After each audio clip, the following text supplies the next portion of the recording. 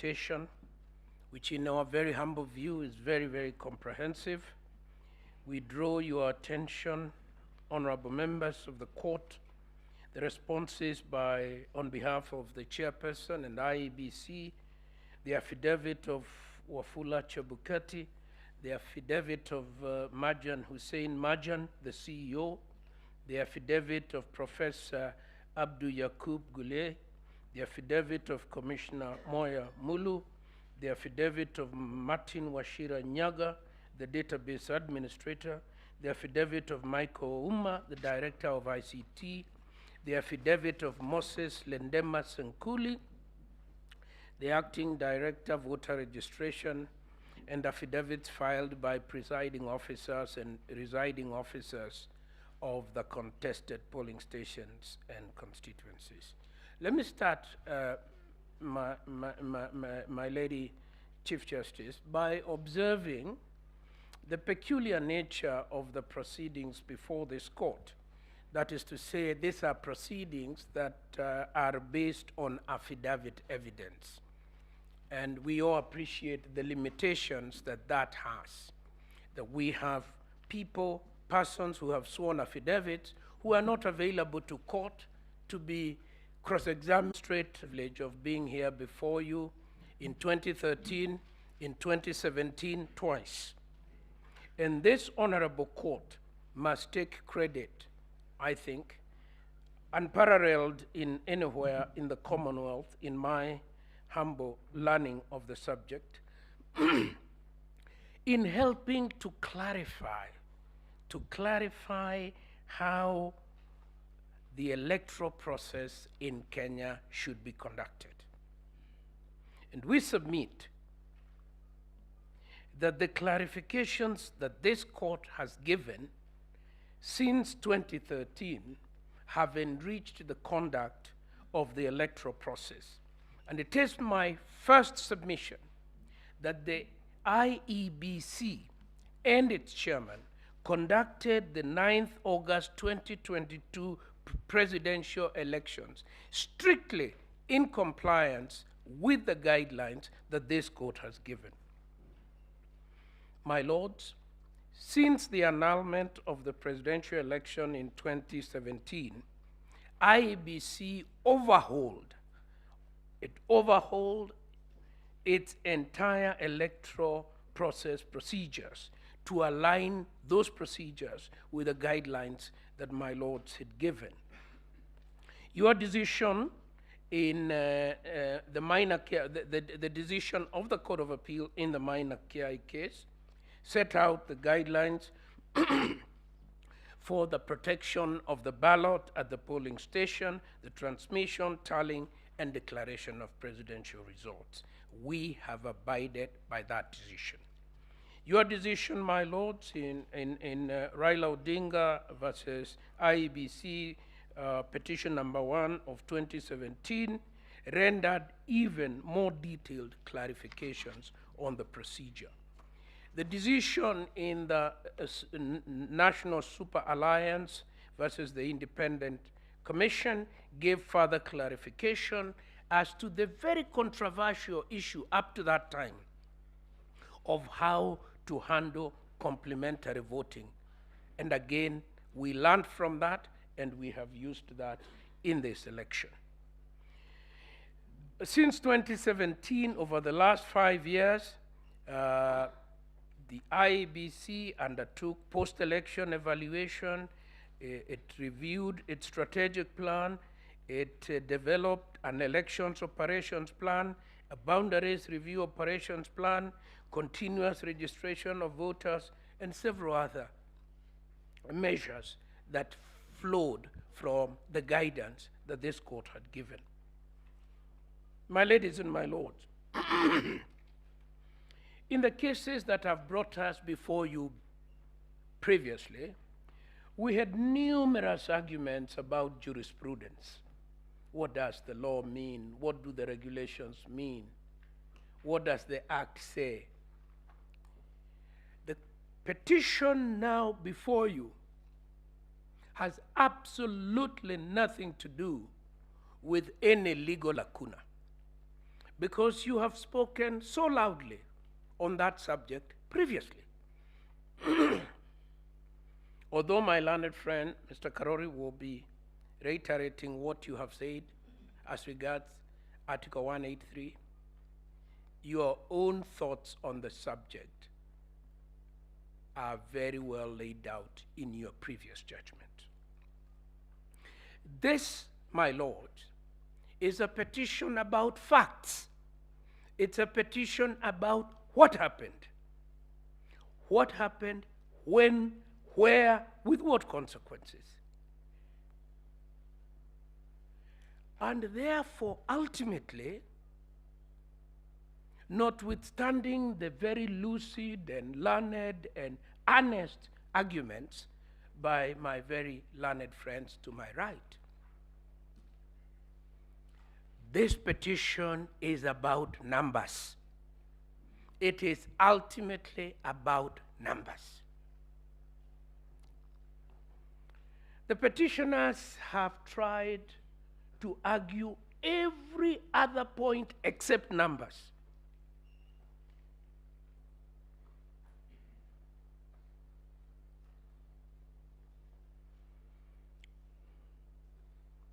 I will be demonstrating to you, my lady, my lords, in a short while, that we conducted a proper, fair, constitutional, legal, impartial election. My learned friend, Mr. Kamau Karori, will follow me, and he will get back to the parameters that you have set. Mr. Eric Gumbo will talk about, that's Mr. Karori will answer, and this is very important, my lords.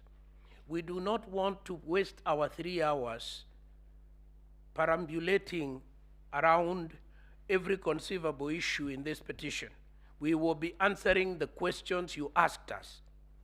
Mr. Kamau Karori will answer question 4, 6, and 8. And that will be a submission about the electoral process. My learned colleague, Eric Gumbo, will answer question 1, 2, and 3, and that's about the technology. My learned friend, Mr. Mahat Somane, will answer question 4, 3, 4, 5, 7, and 8. And I do not want to belittle the rest of our effort, but that is the man who will explain that numbers don't lie, that numbers speak for themselves.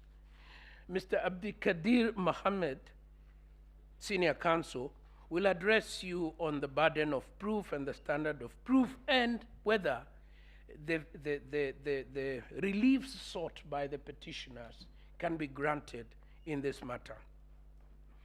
If we still have time, as we hope we shall, Dr. Mutumbwa and Peter Wanyama will address you on this issue that seems to be in the fridges, but in our view, totally inconsequential, of the KPMG report and the alleged problems with the voter registrar. Let me start by saying, my lords, you have been urged by several counsel who have spoken before me to find that this election was irretrievably flawed. That from the word go, one counsel said, and I quote, everything that could go wrong went wrong. If that be true, and we deny that that is true, then it would mean that everything from voter registration, voter education, procurement, nomination, voting, counting, tallying, verification, and declaration was totally flawed. What would be the consequence of that? First of all, and I say this with the most tremendous respect, first of all, you have been addressed by counsel of great eminence, including my learned senior James Orengo, my learned junior Professor Tom Ojienda.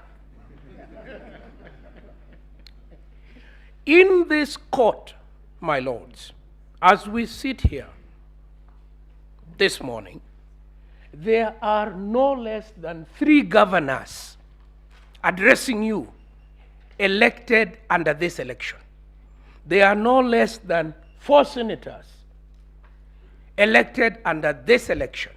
And there are no less than 4 members of parliament elected under this election. When, my lords, it is not in my place to suggest the questions you should put to council, but I would plead with you to put that question to council when they return to the podium. Are they happy with their own election? If they are, how then is it that this election is irredeemably flawed? I suggest with tremendous respect that that is the use of hyperbole. This election was conducted as most international observers observed. It was the fairest. All observers came back with one conclusion. This was an open, transparent election. Was it a perfect election? No, because there is nothing like a perfect election. This is an election conducted by human beings, and there are human errors within the electoral process.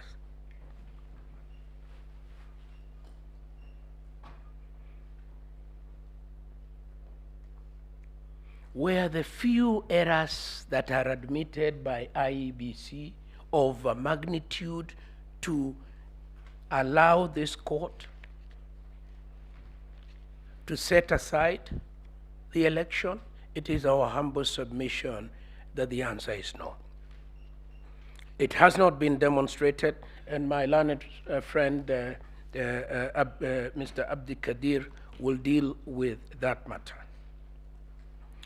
Let me point out to you, my lords, that this is one of the few petitions that this court has seen that is full of generalities, innuendos, hypothecations.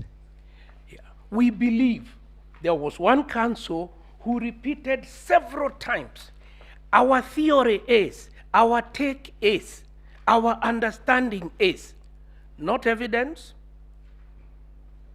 nothing of probative value, speculation, generalization. It is our very humble submission that, framed in those general speculative terms, lacking clear, cogent, probable evidence, these petitions lack merit. It is made worse, my ladies and my lords, by the fact that the petitions make grave allegations of a criminal nature: fraud, tampering with election materials and results, conspiracy to unlawfully influence an election outcome, and even implied treason. Implied treason. All that without a shred of evidence. All that without a shred of evidence, especially as it relates to the Honorable Chebukati, the chairman of the commission. The vilification against this gentleman goes beyond anything we have ever had before in this courthouse. It was personalized, it was vindictive, it intended to lower his standing in our community and within the legal profession. It was unwarranted. I have had occasion again to defend Mr. Chebukati although he was not my client. I was in a different office. But I recall mentioning in 2017, before your lordships, that this gentleman was being vilified for doing exactly what the minor Kiai court told him to do. It told him, don't touch the results coming out of the polling station. That is the final result. We then came here to this court, and he was called all manner of names at that time. This has not stopped. What should we learn from this? We should learn one thing, and it is a very unhappy lesson. The attack on the chairpersons of the commission has a long history. There was there was Samuel Kivuitu, there was Isaac Hassan, and now there is Chebukati. The pattern is the same. The pattern is the same. None of them has been allowed to leave office without vilification and a vindictive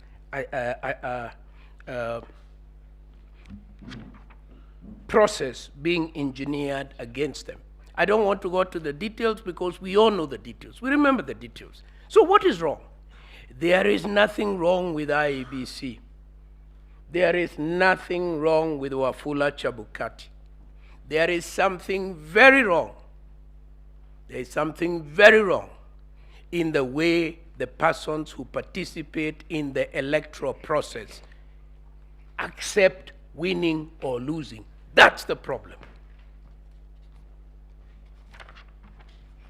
At an appropriate time, when all this is over, I entertain no doubt that an independent group of people looking at the work that Mr. Wafula Chebukati has done for our nation will recognize him as one of our outstanding heroes in the history of our nation. Thirdly,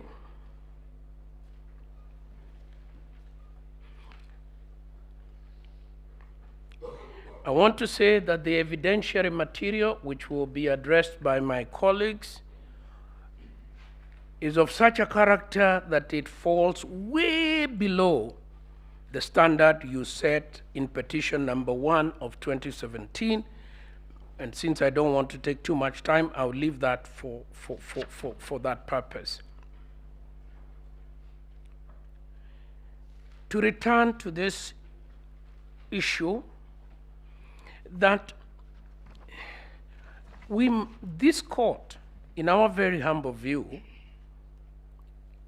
needs, and I'm very sure from the questions the court has asked so far, that the court appreciates very deeply, and that any order has consequences, and those consequences must be consequences that can be contained in our democratic and constitutional process. The Supreme Court cannot act in vain. It cannot act so as that the judgment should read like a learned legal article. The Supreme Court always acts so that it can defend democracy and the rule of law and constitutionalism in a practical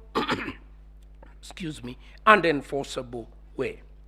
So if this election is so badly flawed as you are invited to find, then this court would have to find that every MCA, every MP, and every senator, and every governor was not properly elected, and the whole of the government of the Republic of Kenya should be reconstituted afresh.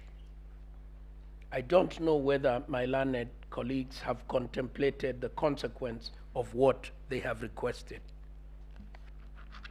My client, Mr. Wafula Chebukati, is a man who enjoys constitutional protection of his tenure. Why did the Constitution protect him? Not him alone, the chairman of independent commissions, for precisely this form of witch hunting.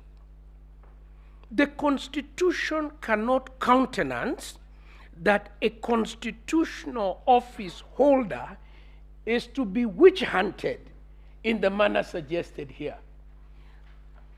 That he walked out of his office and took the phone many times, then came down and sat down and did not consult the people who were having tea. A whole lot of irrelevant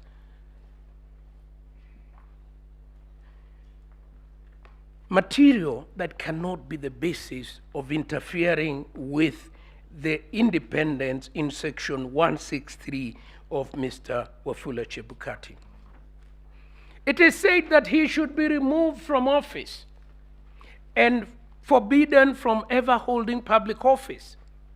And I want to ask my learned colleagues for the petitioners, is that really a serious submission when the Constitution itself contains complex processes of the removal of a person? He is now to be removed here by reference to affidavits of hearsay on the back of hearsay?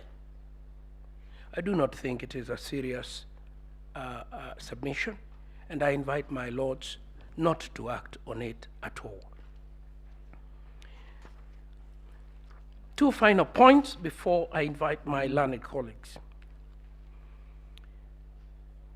My very able senior learned friend, Paul Muite, said that the commission is the majority of the commissioners. That cannot be a meaning of the commission that arises from the Constitution. The Constitution contemplates that the word commission will be used in multiple senses. The returning officer, when he makes a declaration, is the commission.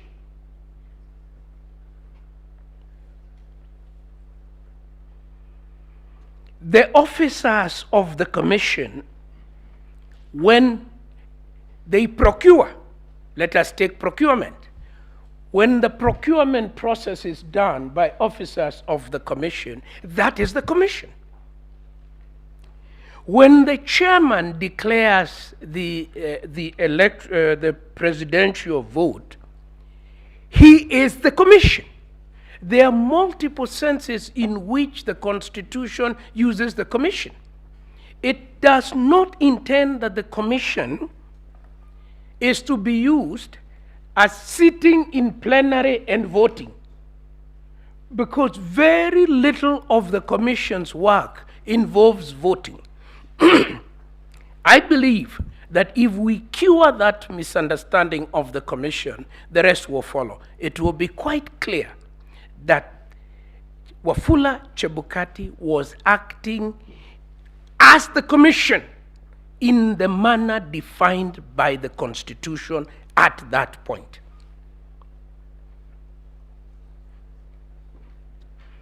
Because it is a body corporate, and that has already been spoken to. Let us come to this last point about how did the commission break apart? Again, I don't want to belabor this point because the learned court itself has raised this issue. We have an election conducted up to the 11th and a half hour, and everybody is on board.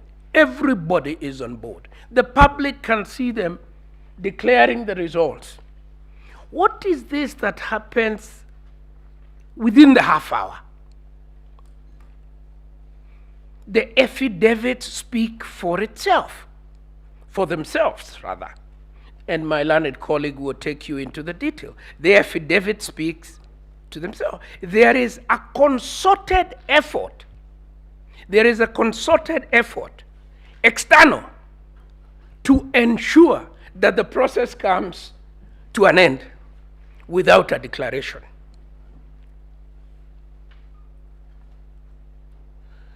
So the sanctimonious, self-righteous, pompous pontification of the so-called four commissioners are an afterthought. They are a complete and total afterthought. and should be seen as that.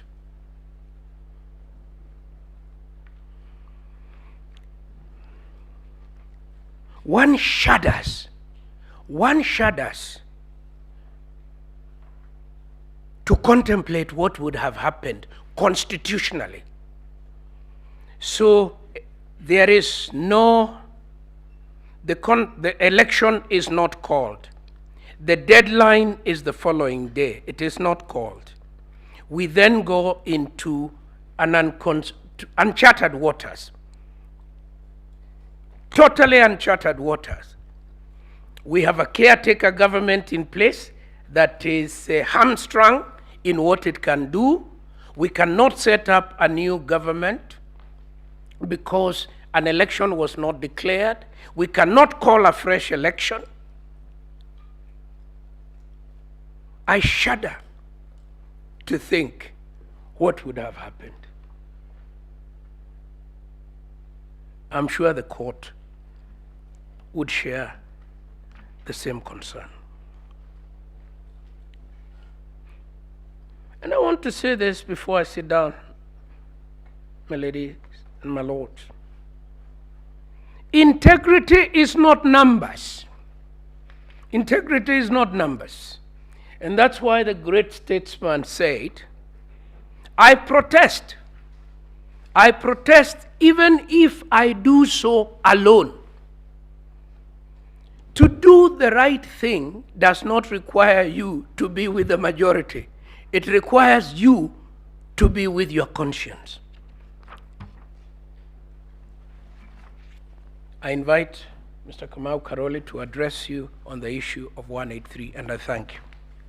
Senior Counsel, before maybe you see it, we have received information that your side is going to present 2 videos and a PowerPoint presentation.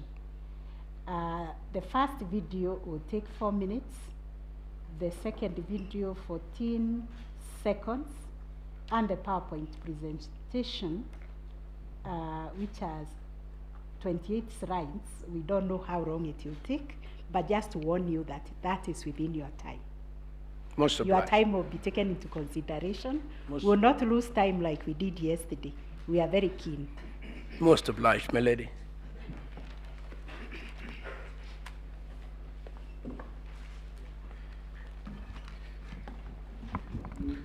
May I please, my lady, the Chief Justice and judges of this court, and good morning.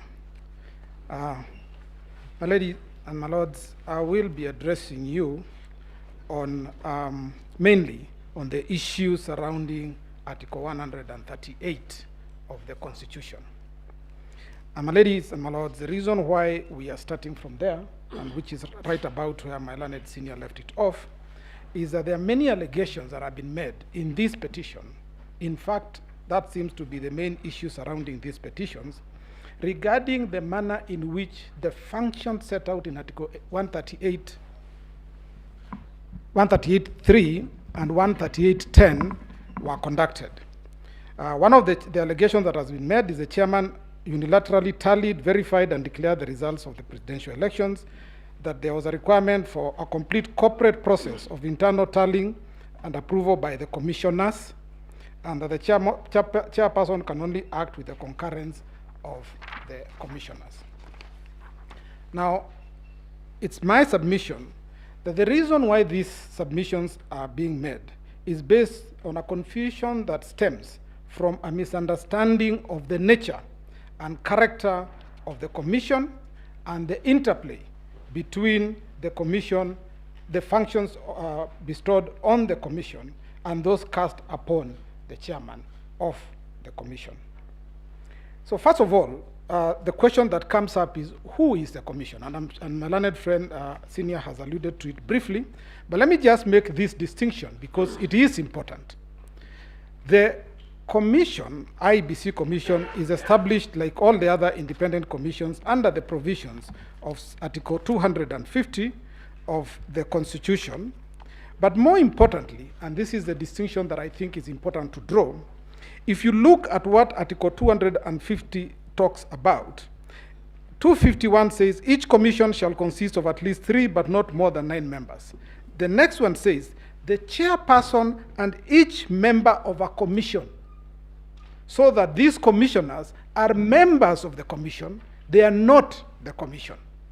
So that where the law refers to the commission, it is not referring to the commissioners, but it is referring to the body corporate that my learned senior referred to, and which is established or under the provisions of Article 253 of the Constitution, which says that each commission is a body corporate with perpetual succession and a seal.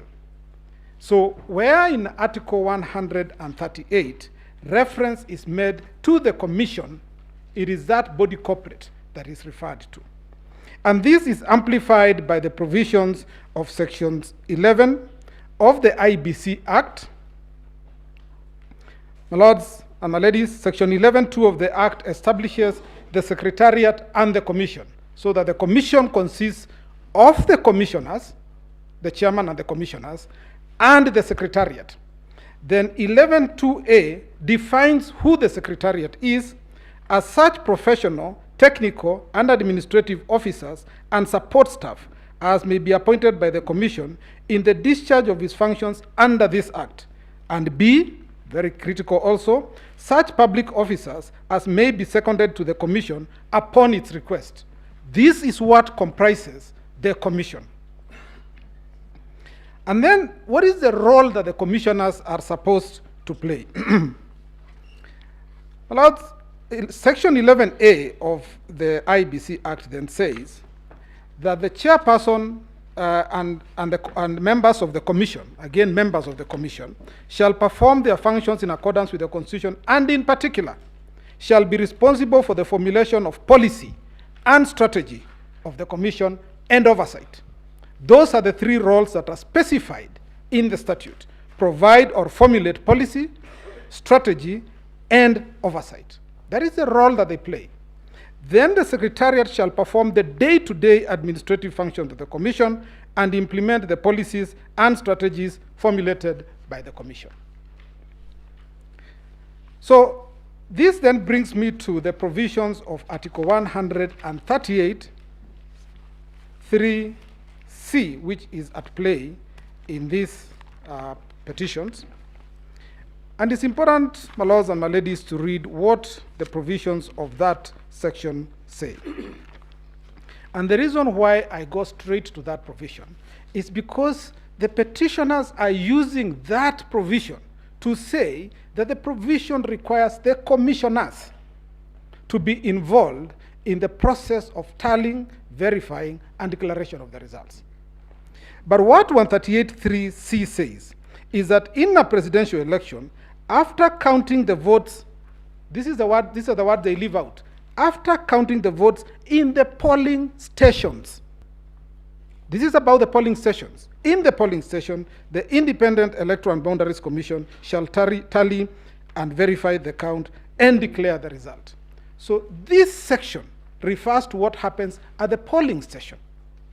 My lords and my ladies, there are over 40,000 polling stations in Kenya. It is not conceivable that the 7 commissioners, including the chairman, would be the one to conduct the business of tallying, verifying the results, the votes at the polling station. This activity, as has been acknowledged by the courts in many cases, is undertaken by the officers of the commission in those areas. Indeed, in the first petition in Raila Odinga 2017, Lords, the court at paragraph 287 says, the duty to verify in Article 138, which I've just referred to, is placed squarely upon the Independent Electoral and Boundaries Commission, which was the first respondent. It is exercised by the various agents or officers of the first respondent. That is to say, the presiding officer at a polling station, the returning officer at the constituency level, and the chair at the National Tallying Center. No reference here to members of the commission. And this is very deliberate. The process of conducting an election is a statutory process. It is set out in statute. It is not an issue that is left to determination by the commissioners in a meeting of plenary as they have suggested. And so, my lords, the assumption by the petitioners that the commission refers to the commission is wrong and belies the case that has been brought before you. And so, my lords, the next issue that I want to deal with is the question of the role of the commission versus the role of the chairperson. My lords, under Article 138(3)(c), as I've said, the role of the commission, not the commissioners, is just to tally and verify the results. Sorry, and what is important here is this. My lords, and to respond maybe to my learned senior John Mohammed, the results of the vote at the polling station are made on the same day. The decision as to who members or the electorate will elect is made at the polling station, and the outcome of the voting is determined on the same day. It is filled in Form 34A. It is pasted on the doors of each and every polling station. Now, the important thing here is that there is not a single affidavit or evidence that has been placed before you by anybody who says that the results that were pasted on the doors of every polling station, the Form 34A, is different from the ones that were announced or declared by the chairperson at the National Tallying Center. And this brings us to what the courts have said consistently, that the results as announced by the polling, by the presiding officers at the polling stations are final. Once those results have been declared, the voter knows that in my polling station, which had a maximum of 700 voters, the outcome of that vote was this candidate A got so many votes, candidate B got so many votes, and so on. So the result is known after the close of voting, when the counts are tallied by the presiding officers. And then, my lords, there is Article 138(10), which places an obligation on the chairperson to, within 7 days after the presidential election, to declare the result of the election. Now, my lords and my ladies, there is nothing strange about the provisions of Article 138(10). Declaration of the result, as was held in the Joho case, declaration of result is done in 3 stages. The first declaration is done at the polling station. If the argument by the commissioners was correct that the declaration requires to be approved, it would then mean that even the result that is declared at the polling station would require the consent of the commissioners. It would mean that the results declared at the constituency tallying center would require the consent or approval of the commissioners. It would mean that the results declared at the county tallying center would require the participation consent of the commissioners. That would introduce what this court has been avoiding all along, which is human interference with the process of tallying, verifying, and declaring results.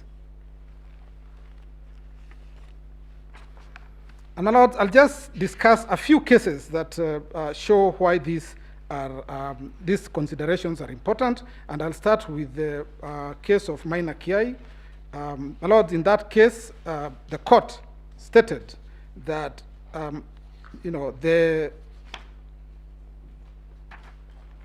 sorry, my lord, let me start with the Raila Odinga versus IEBC, the 2017 decision. At paragraph 287, it says, the duty to verify in Article 138 is squarely placed upon the IEBC, and that this duty runs all the way from the polling station to the constituency level and finally to the National Tallying Center. There is no disjuncture in the performance of the duty to verify. It's exercised by various agents, that is to say the presiding officer at the polling station, the returning officer at the constituency level, and the chair at the National Tallying Center. Nowhere in that decision do you hear reference to members of the commission. It refers to specific officers whose duty it is to verify and declare the results. And why is this critical? At paragraph 288, this court explains why this is important. And it says the simultaneous electronic transmission, and my learned friend will talk about the electronic transmission. Paragraph 288, the verification process at all these levels is elaborately provided for in the Election Act and regulations. I will jump up to the part which starts by saying, but this electronic transmission also acts an insurance against potential electoral fraud by eliminating human intervention, intermeddling in the results tallying chain. Now you are being told that the commissioners need to be involved in the process of verifying and declaration of the result. This introduces exactly what the court said. We do not want human intervention or intermeddling in the chain of result declaration.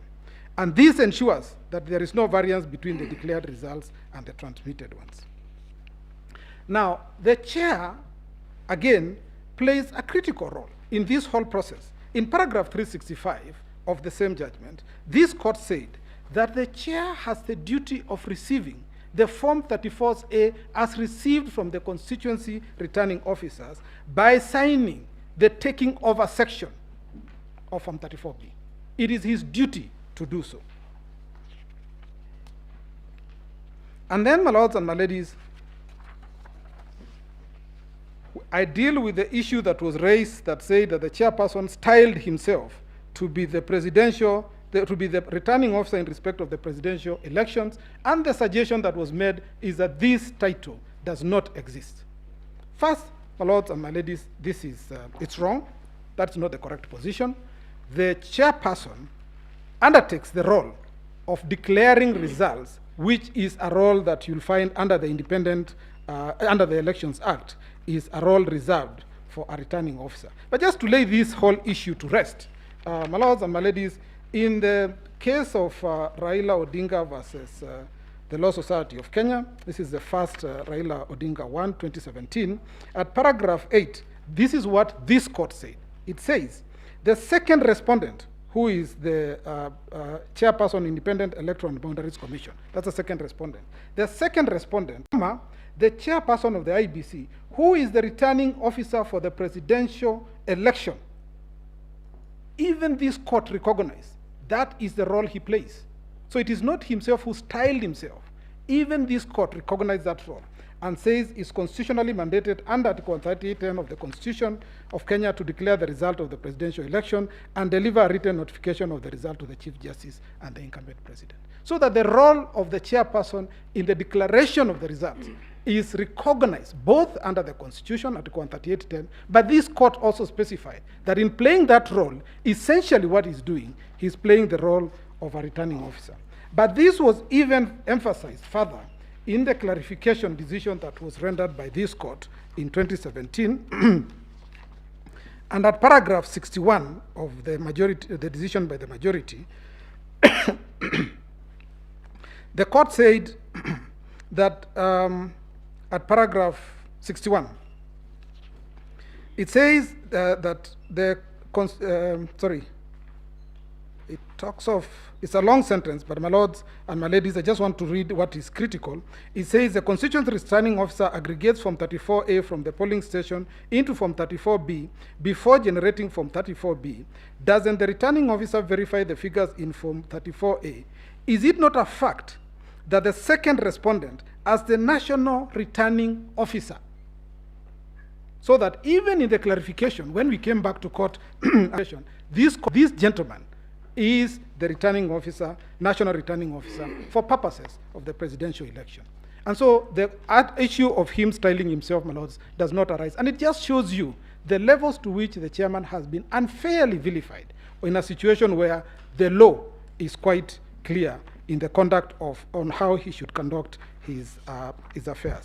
The other thing that was also clarified a lot, my lords, and I'm just referring to this because there's no need for me to argue this if the authorities already say so, is that the chairperson, that the verification that is referred to in Article 138 3C, this court said that that the is undertaken by the commission employees, by the people that we saw in the rotunda, in the tallying center.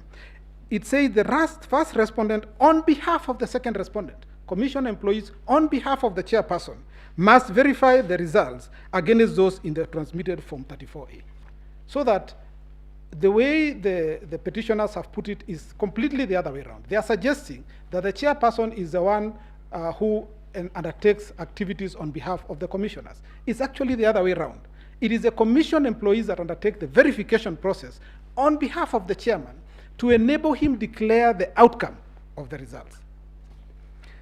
Which takes me, my lords and my ladies, to the next issue that I want to cover, which is the declaration of the result a plenary decision? And the question that we must start with is, what is the decision that needed to be made at the National Tallying Center? What is the decision? And my lords, if you look at the architecture of Article 138 of the Constitution, and you look at the Elections Act, there is absolutely no decision that is supposed to be made at the National Tallying Center. None.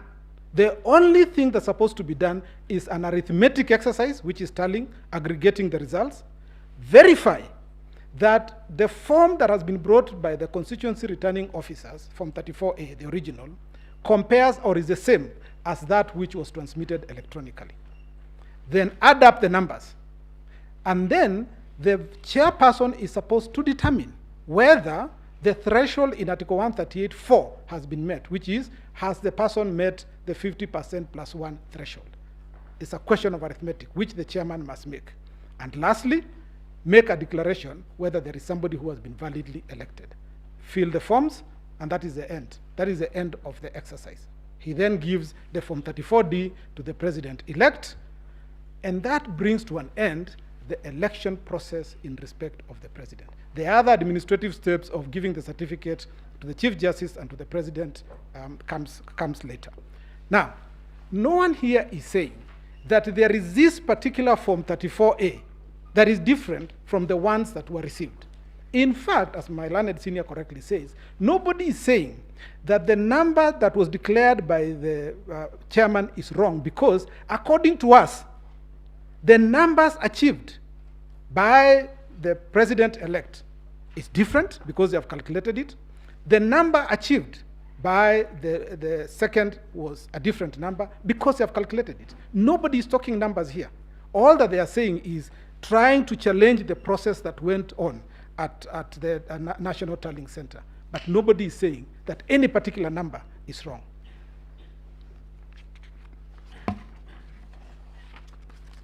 And so, my lords and my ladies, the suggestion that we should have a plenary conversation about the result would one that would cause huge ramifications to this country. Because what would happen if after the elections have been conducted and completed, commissioners, for whatever reason, take different positions and decide that they are not agreed on the declaration to be made, and that a declaration cannot be made until they all agreed? If that was what was intended by the Constitution, nothing would have been easier for Article 138(10) to have made reference to members of the Commission. It is deliberate that it only required the chairperson to declare the results. And in my humble view, my humble submission, is that the protection intended by Article 138(10) of the Constitution worked in these circumstances. We got a declaration made because it is the obligation of the chairman to make that declaration, and anybody unhappy with that declaration, the option available to them is to come to the court, and the court will determine the issue. The option cannot be that a number of the commissioners can decide we are the majority and we are going to walk away, and therefore there will be no declaration of a result. That the Constitution is not able to ensure the establishment of a government in accordance with its provisions. It is the reason why that obligation is cast on one person and one person only. And it is unfair to vilify Chebukati for doing what the Constitution told him to do, that if you are satisfied that the threshold in Article 138(4) has been met, and if you are satisfied that there is somebody who has been elected to be president, you need to make that declaration. Just like the declaration is made at the polling station, constituency level, county level, and at the presidential level.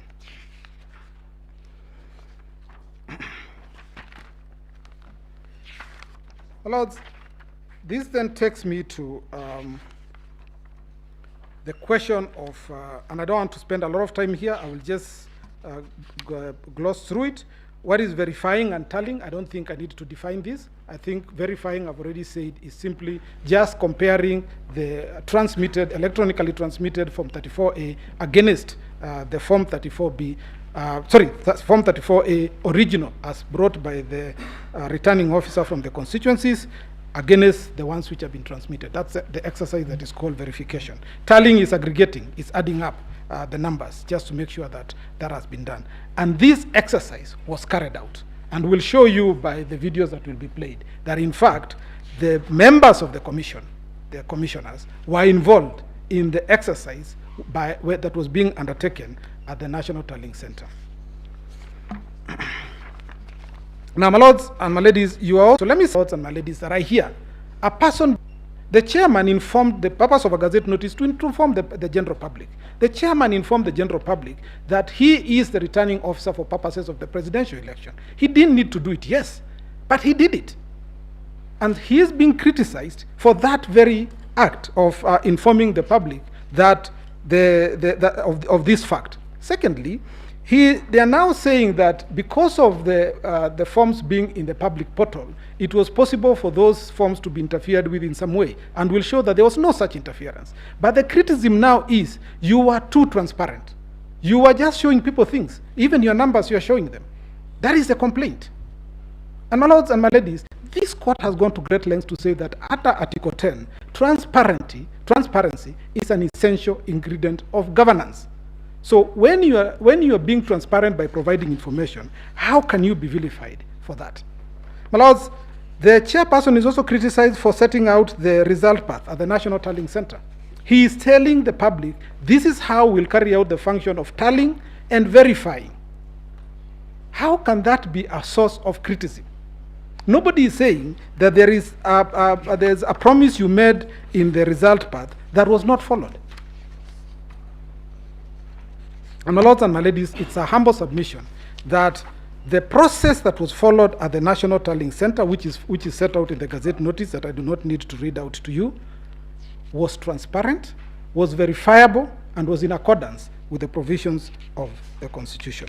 None of the agents that were involved and that signed the Form 34A has denied that they signed it. Nobody has come to challenge any particular document saying that it is not their document. And an interesting question was asked yesterday. How was a handwritten document to have been changed? In fact, by having it handwritten, it helps in ensuring that this is something that can be easily seen because you can't change somebody's handwriting. And my lords, as I leave this point, it is also important to note that the agents of the presidential candidates, all of them, all four presidential candidates, their agents were at the National Tallying Center on the day. All of them. They participated in the process of tallying and verification. None of them has sworn an affidavit saying any of the numbers that were being, or the exercise that was being undertaken was wrong. None of them has picked a document, and they were allowed to take copies of all the documents. They were allowed to take images. None of them has complained about that process. Then we go to the issue of the 27 constituencies, and this makes me feel very sad. Because, my lords and my ladies, as this process was going on the 15th of August, at about 3 o'clock, the whole exercise of tallying and verifying had been completed, and that is in the affidavit of Marjan and Professor Gulier. Members of certain political parties decided that it was time to stop a process that had already started. We all watched in horror on TV as members, some of them who were in this court, confronted the chairperson, threw down the pulpit where he was to announce the results, threw down chairs, assaulted the chairperson and the commissioners. In fact, Professor Gulier, the chairperson, and the CEO were injured. And we have attached documents showing the injuries that they sustained. And the intention was to stop the declaration from being made. Now, this is critical, my lords. Everybody has said why it is important that a government should not be established by means other than those set out in the Constitution. But equally, nobody should stop the process of establishment of a government in accordance with its provisions. Stopping that process is equivalent to preventing the constitution from being effected. It's a transgression against the constitution. And it cannot fall from the lips of those people who tried to stop that process to come before you and say the results of 27 constituents were not publicly announced, and yet you are the one who precipitated a situation where there was disorder, there was chaos. And this chairperson and the members of the commissions were now in fear for their lives. How do you tell them to still turn up and come and undertake an act that you have prevented from happening? And my lords, in the second petition filed in 2017, and my lords, at this time also remember, this is a time when one of the officers of the commission had been, one had been abducted, the other one had disappeared and feared to be dead and turned out to have been murdered in any event. This is the situation that was prevailing at that time. My lords, faced with this situation, this court in 2017 in the repeat election was categorical that you cannot foment trouble, you cannot foment chaos, and then try to use the chaos as your reason, or the non-performance of an act because of the chaos, as the reason to come before this court for relief. My lords, it is critical that it becomes clear to political leaders that the decision as to who will be the leader of this country is made at the polling station. The agents, the commission agents who declare the results are just doing their job. If there is a problem, if the numbers of the votes that you got are not enough, the problem is not at the declaration. The problem is with the people who you did not persuade to vote for you in sufficient numbers. That is where the problem is. You cannot come to threaten members of the commission for purposes of them living in fear and refusing to do what they're required to do under the constitution, and thereby enable you achieve a political purpose.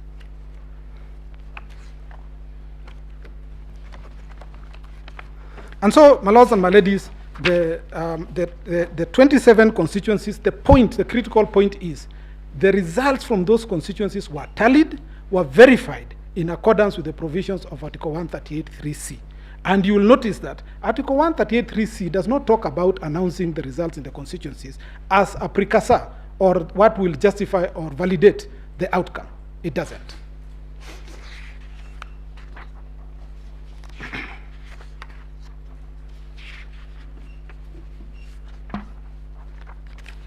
Lords, the next area that I just want to quickly go into, and I will just mention this in passing, the purposes for which we come to this court is that once they have made a decision, we don't revisit it. The question of the rejected votes, which I had been referred to yesterday, was determined in 2013. In 2017, the issue again was raised, and this court said, with finality, that the only votes that will count are those votes that are valid. It's just valid votes. A vote that is rejected, a vote that is spoiled, does not express a choice, and therefore cannot count for anything. This court pronounced itself again in 2017. My lords, we cannot keep coming back before you and asking you the same question. You have answered it twice. I don't think I need to say more about it.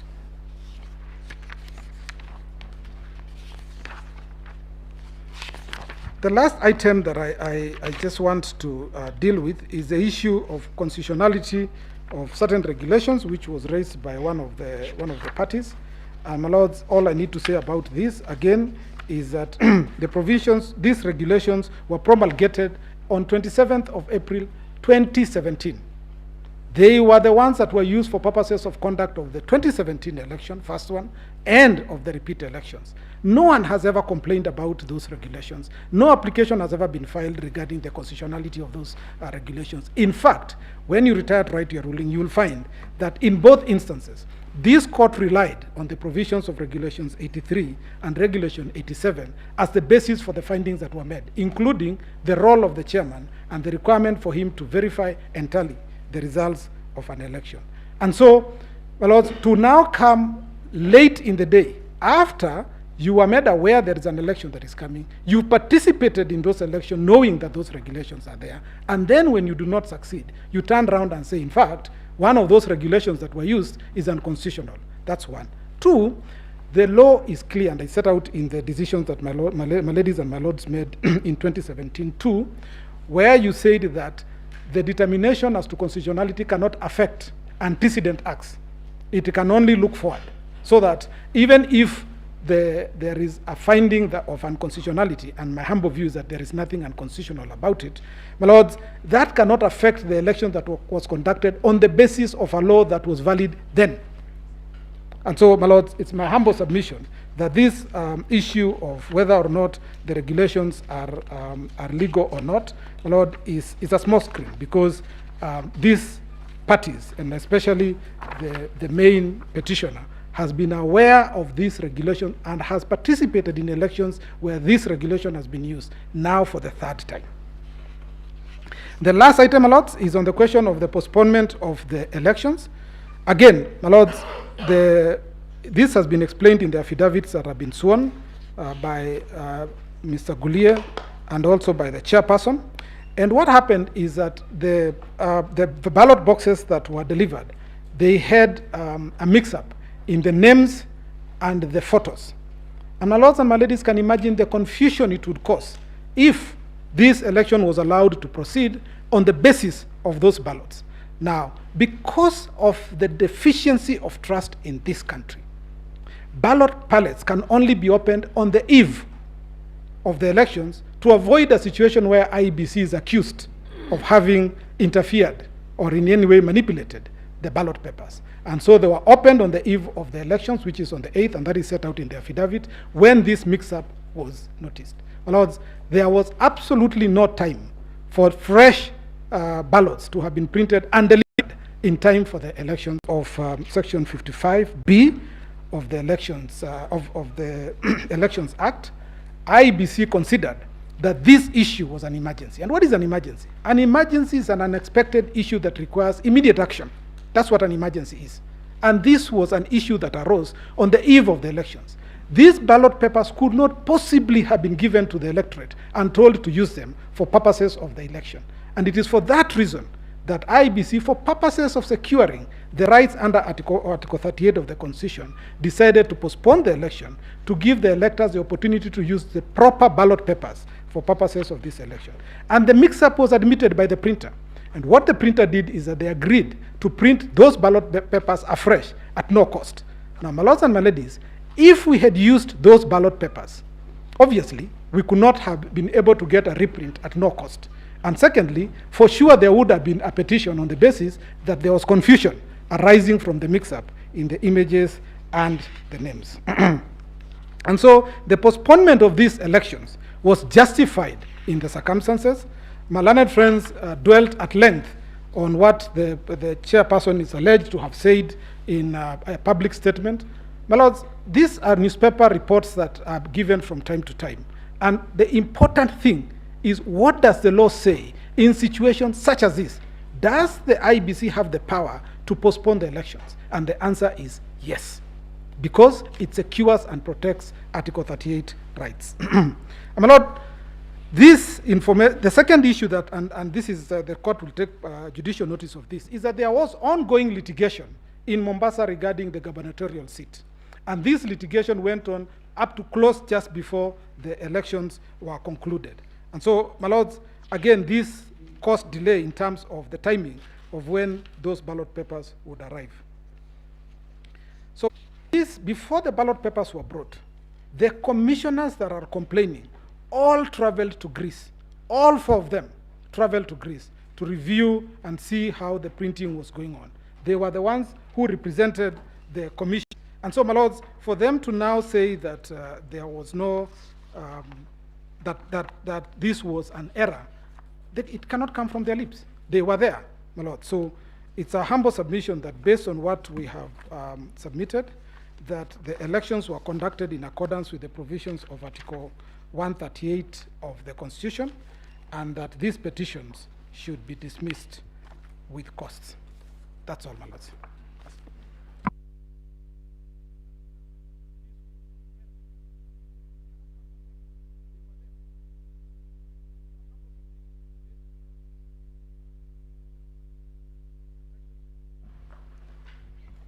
May it please you, my ladies and my lords. For the record, my name is Eric Gumbo. I will be addressing the first, second, and third issue in the list of issues that were framed by the court.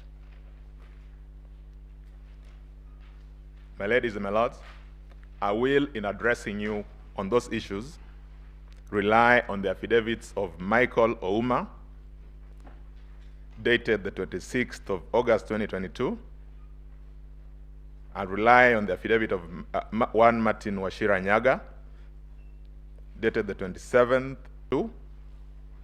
and the affidavit sworn on the 27th of July 2022. So coming to the first issue, which is whether the technology deployed by the IEBC for the conduct of the 2022 general elections met the standards of integrity, verifiability, security, and transparency to guarantee accurate and verifiable results. I will take a few moments to demonstrate how the technology that was deployed in the just concluded elections then met those constitutional imperatives.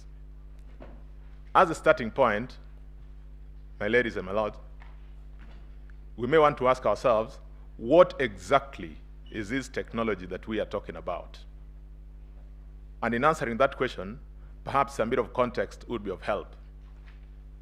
In the period just before the 2007 elections, when we still were dealing with the defunct Electoral Commission of Kenya, the legislative provision then, the equivalent to our Section 44, was worded in very loose, perhaps permissive terms. It was that to the effect that the Electoral Commission shall use technology where applicable or as may be appropriate. After the 2007 elections, we had the Kriegler recommendations, which then, one of which was that we must employ, or we should employ the use of technology in our elections. When we got to the 2013 general elections, there was a good attempt at using technology, but the various forms of technology that were used were not were in different platforms, so that there was a different platform for purposes of registration, a different platform for purposes of identification, and a different platform for purposes of transmission. That did not work very well, perhaps because of the inefficiency attendant to the system then. Came the amendments in 2011 to Section 44, which required then that the technology to be employed was one to be integrated, meaning that in that one solution, we had the solution, we had the option for voter registration, which is biometrics. The second was electronic identification of voters and electronic transmission of results. Now, the question that we have before you today is whether, as conceptualized, that solution then meets the constitutional imperatives under Article 86 of integrity, verifiability, security, transparency, and accuracy. I will take a moment to just demonstrate how each of these would have been achieved. But when you retire, though, to consider the decision, I would invite your attention to specifically the affidavit of Michael Ouma, who sets out in a very granular sense how these imperatives were met. I then would want to talk, that is specifically paragraph 39 to 49 of the affidavit of Michael Ouma. I then would want to talk a bit to the process entailed in those three items. And I'm sure we are most of us are familiar, those of us who have participated in elections are familiar with that process. That once the voting has been done and the polling station has been converted for, to the evening now for purposes of tallying and counting of results, we start by the counting in a very transparent manner. The presiding officers count each and every ballot, and I'm sure we've witnessed this, showing a vote for Gumbo, a vote for so-and-so, and a vote for so-and-so. Now, at the end of that process, they are then tabulated to give us Form 34A. How then is technology infused in Form 34A? Form 34A has internally identified security features. There are 8 in number.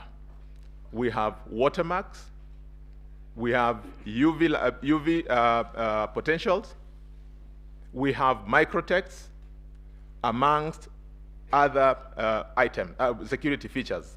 What is the significance of this?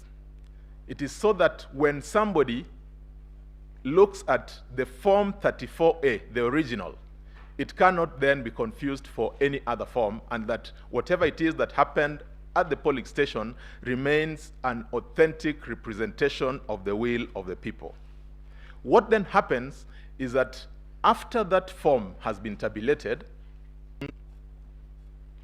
one copy is sent to the National Tallying Center. Another of that image is sent to the Constituency Tallying Center.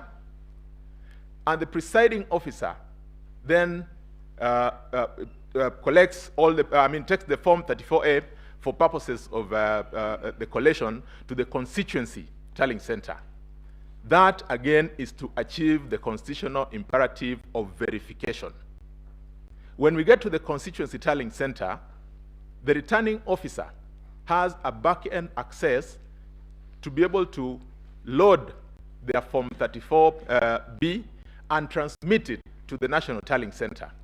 Once that is done, they will then go with their Form 34A, together with their Bs, to the National Tallying Center for purposes of the verification and tallying at the National Tallying Center. Again, it is important to note that by the time the returning officer gets to the National Tallying Center, we have the image that is already in the portal. When they get there with their original form, an opportunity is then presented again for verification, for confirmation of accuracy, and more importantly, that in this election, because of the decision that was rendered by this court in the Raila Odinga decision in 2017, the commission, in reconceptualizing or reconfiguring its electoral architecture, gave a public portal for people to be able to also follow, thereby meeting the constitutional imperative of transparency. It then meant that if I'd gotten my results from my village, my primary school where I vote, I would be able to follow those results all the way to Nairobi and take account and follow if at all there is anything that would have happened or changed. Then I must be the first person to be able to raise that concern. It should also not be lost that in that polling station, we have our agents, we have our observers. Again, to add to the fact of verifiability. So that then is the architecture of what our election pathway looks like. That said, it then must follow that at the polling station, if I am a candidate, I certainly must have interest in the outcome in that particular polling station.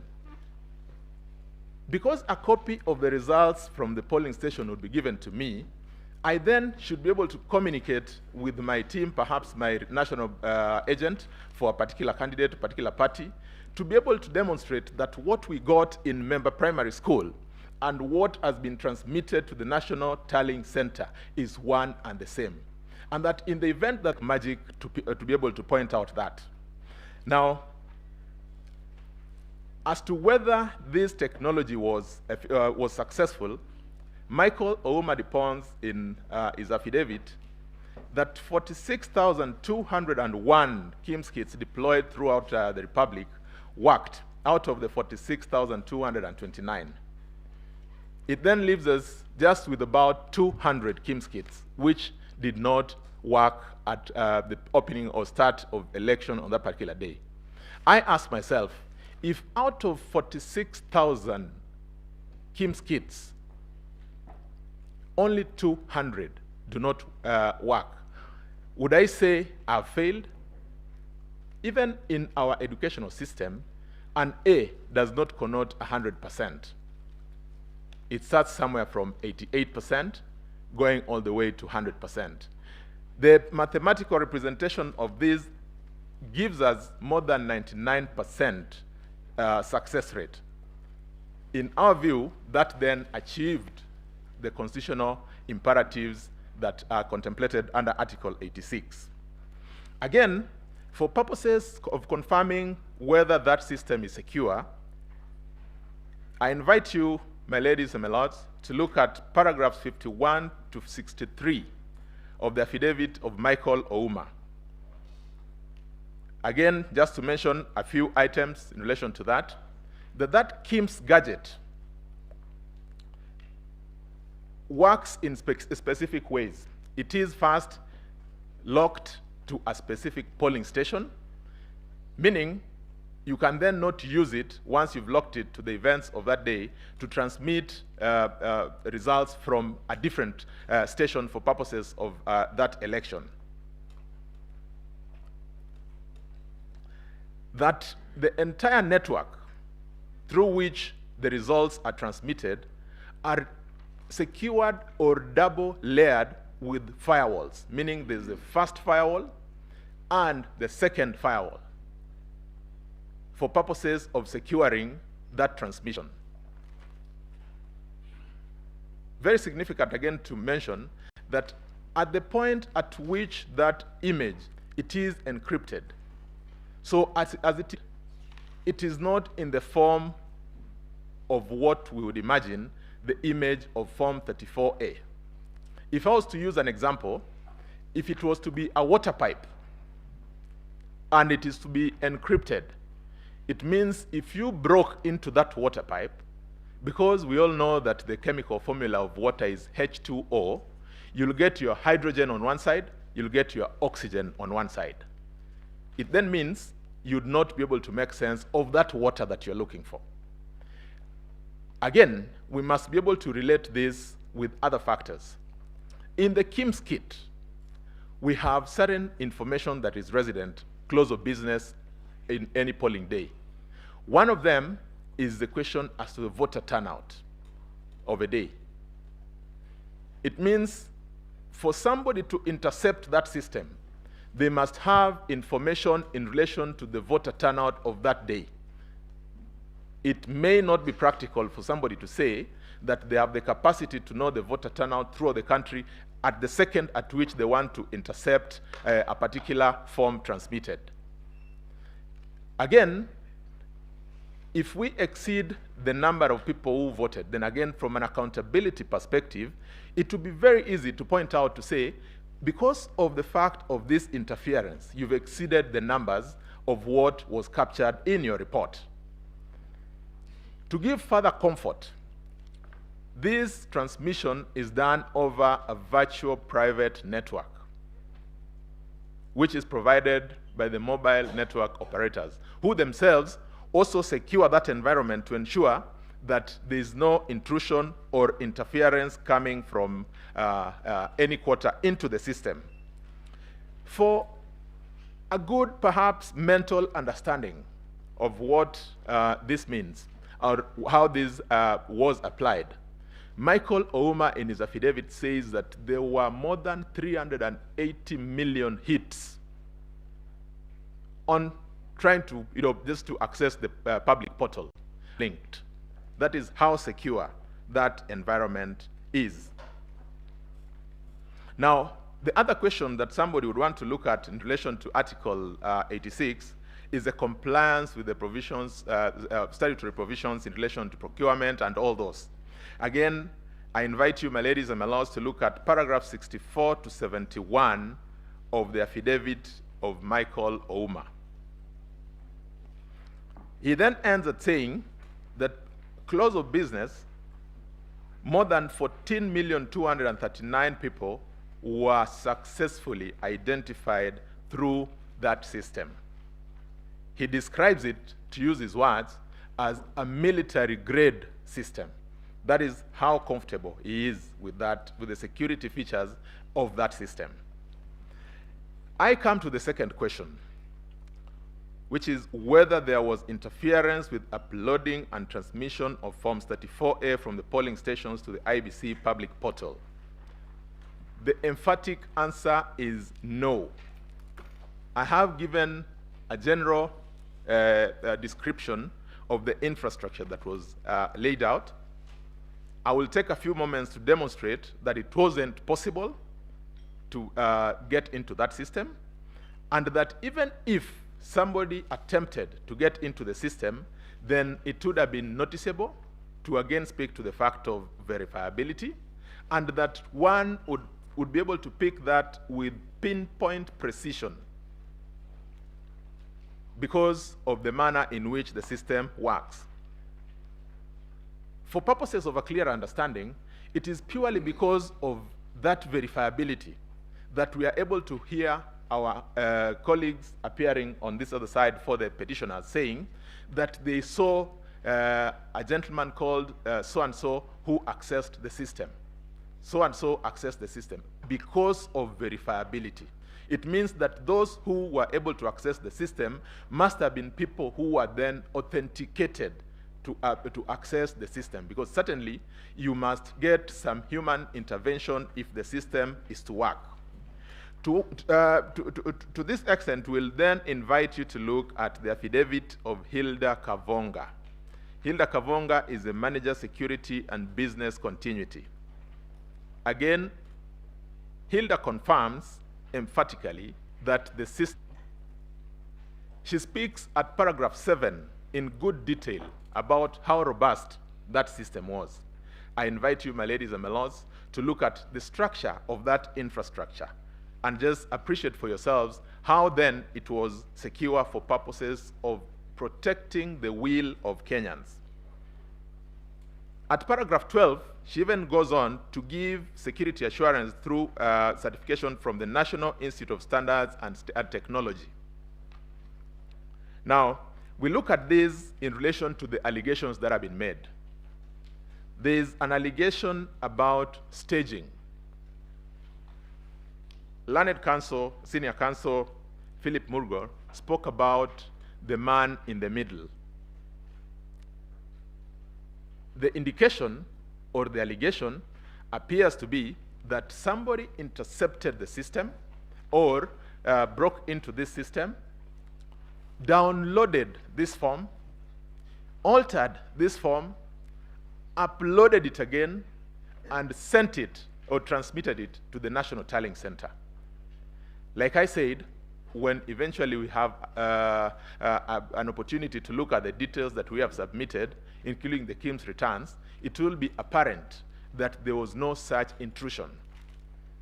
But assuming for one moment that we want to interrogate this fact of staging, we then would want to ask ourselves, at what point in time did this happen?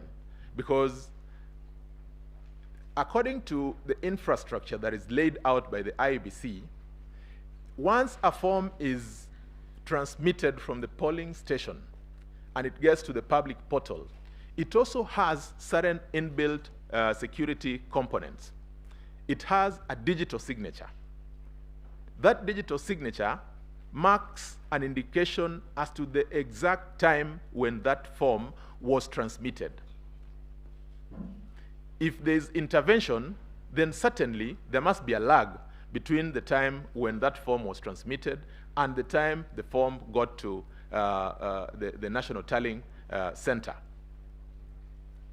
It is our submission that nothing has been presented before this court to even come close to making that suggestion. Again, as part of the security that is in the portal, each of the forms that get there are serialized. And the serialization is tied to the polling station. It is tied to the date, to the time, up to the second when that form was received. It then, as an additional property, gives you a tab to be able to confirm or verify whether there's been any alteration on the form from the time it was transmitted. One would then very easily pick up that as a concern to say, we refer you to, again using my primary school in Member Primary School, that the form 34A that was sent from Member Primary School was intercepted, manipulated at this point in time. That is a report that the portal would be able to generate. Again, not a single piece of evidence has been given to come close to suggesting this. I've pondered since the submissions and presentations yesterday from our learned friends appearing for the petitioners as to what really this evidence is. I have, in the course of struggling to look for this evidence, come across three possible areas they'll be talking about. In the affidavit of one John Mark Gidongo, they make reference to a form 34A from Baringo County, Tiati constituency. They then say that that is an example of a form that was intercepted. Michael Ouma, in his affidavit, confirms that in fact the form that was uploaded or that was attached in the affidavit of John Mark Gidongo is not a form that arose from the process that, that they allude or allege it arose from. That according to him, this form was downloaded. Somebody tried to interfere with the details on it and attached it to an affidavit. Now that, if you asked me, is perhaps the silliest way of doing any of these things, because if somebody asked you whether that form was authentic, you only need to look at the public portal. You then need to verify it with the form 34A that was presented. My ladies and my lords, as a statutory requirement, we delivered all the form that have a copy. The entire public, every of those documents. Our team went through those documents, and in relation to that specific form 34A, to say the least, it's a forgery. The second attempt, again by John Gidongo, in his affidavit, form of logs which were alleged to have been gotten somewhere. It says Karen with these 56 mysterious people, and this I think is what senior counsel Professor Githu Mugai was talking about, hearsay on the back of hearsay. I was told that I had. Really, is that the sort of evidence that we want to present before this court? We took time, that is, the ICT team took time to study the logs that were presented.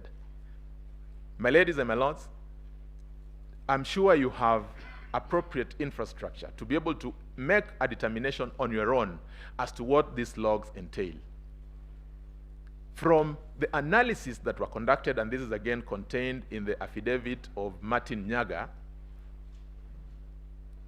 these forms, these logs arose potentially or were picked potentially from the 2017 general elections.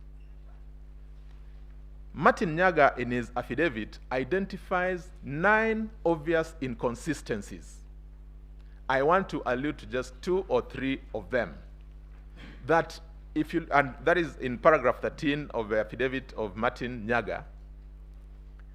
If you look at the manner in which those forms, those logs are structured, they serialized, in 2017, the IEBC serialized its logs using the names of the constituencies.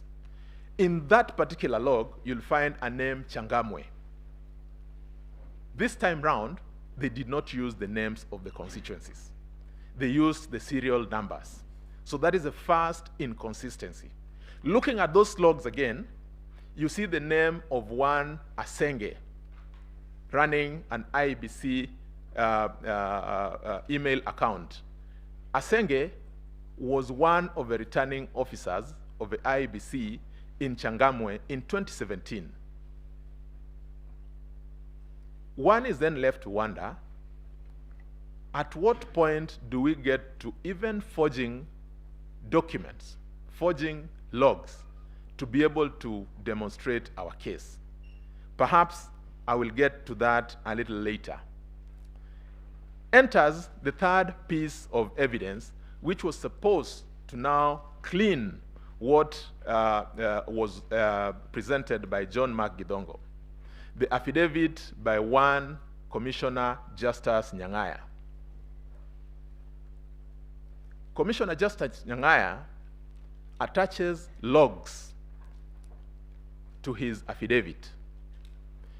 He then emphatically indicates that those logs go into confirming that specific named people accessed the system and that they then interfered with the results.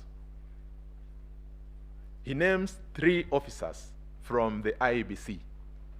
Their details are in the affidavits. My ladies and my lords, again, we took time to run through those logs. The logs that were presented in the affidavit of Justice Nyang'aya, according to the information from the ICT team, and this is to be found in the affidavit of Hilda Kevongo, one, do not speak anything towards identifying any of those names that are contained in the affidavit of Commissioner Justice Nyang'aya. In fact, according to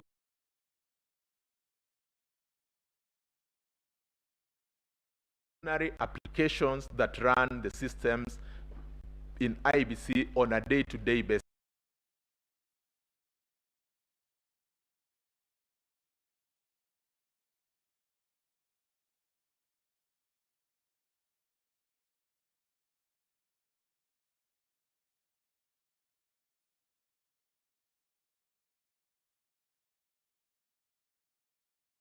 individuals feature.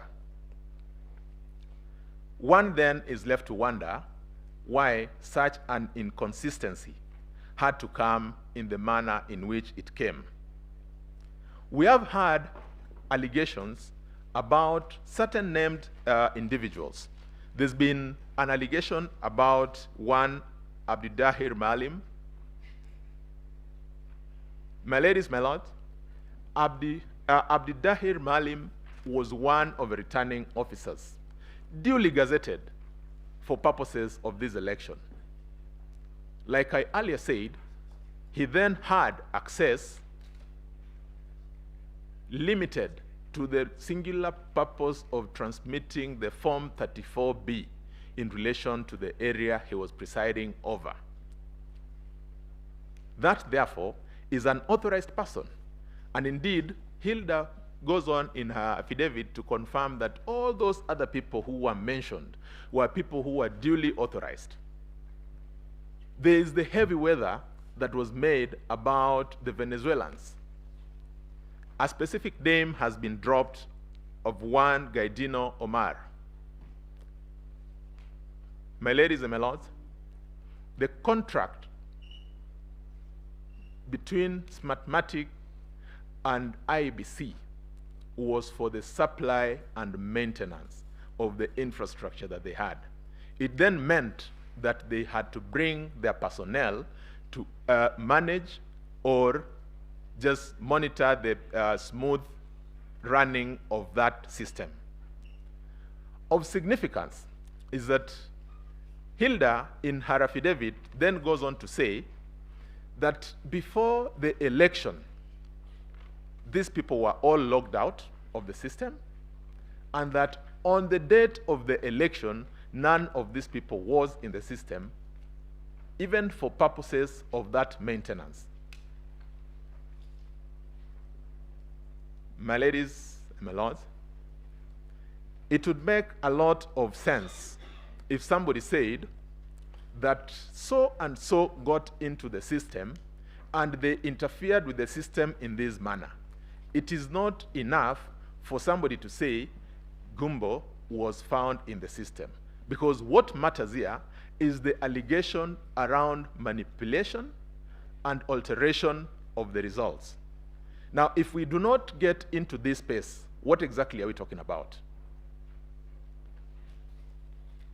I would want to again equate this to a situation where in your house, you decide to assign a plumber to do for you some work.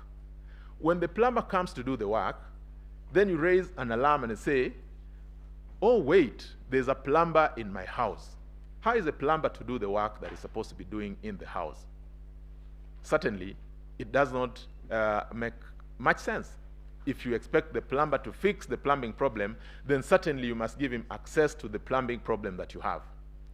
Now, I have looked at, and we've tried perusing through all this. There is not a single form that has been presented which appears to suggest, even in the lightest of ways, that there was any interference. And again, just relating this to the architecture of our elections, if at all there was any such interference, it would have been an interference that goes into the numbers. Now, because we have not seen that, is this the case then, therefore, why numbers has become a very dicey and perhaps an area where everybody would want to avoid or run away from?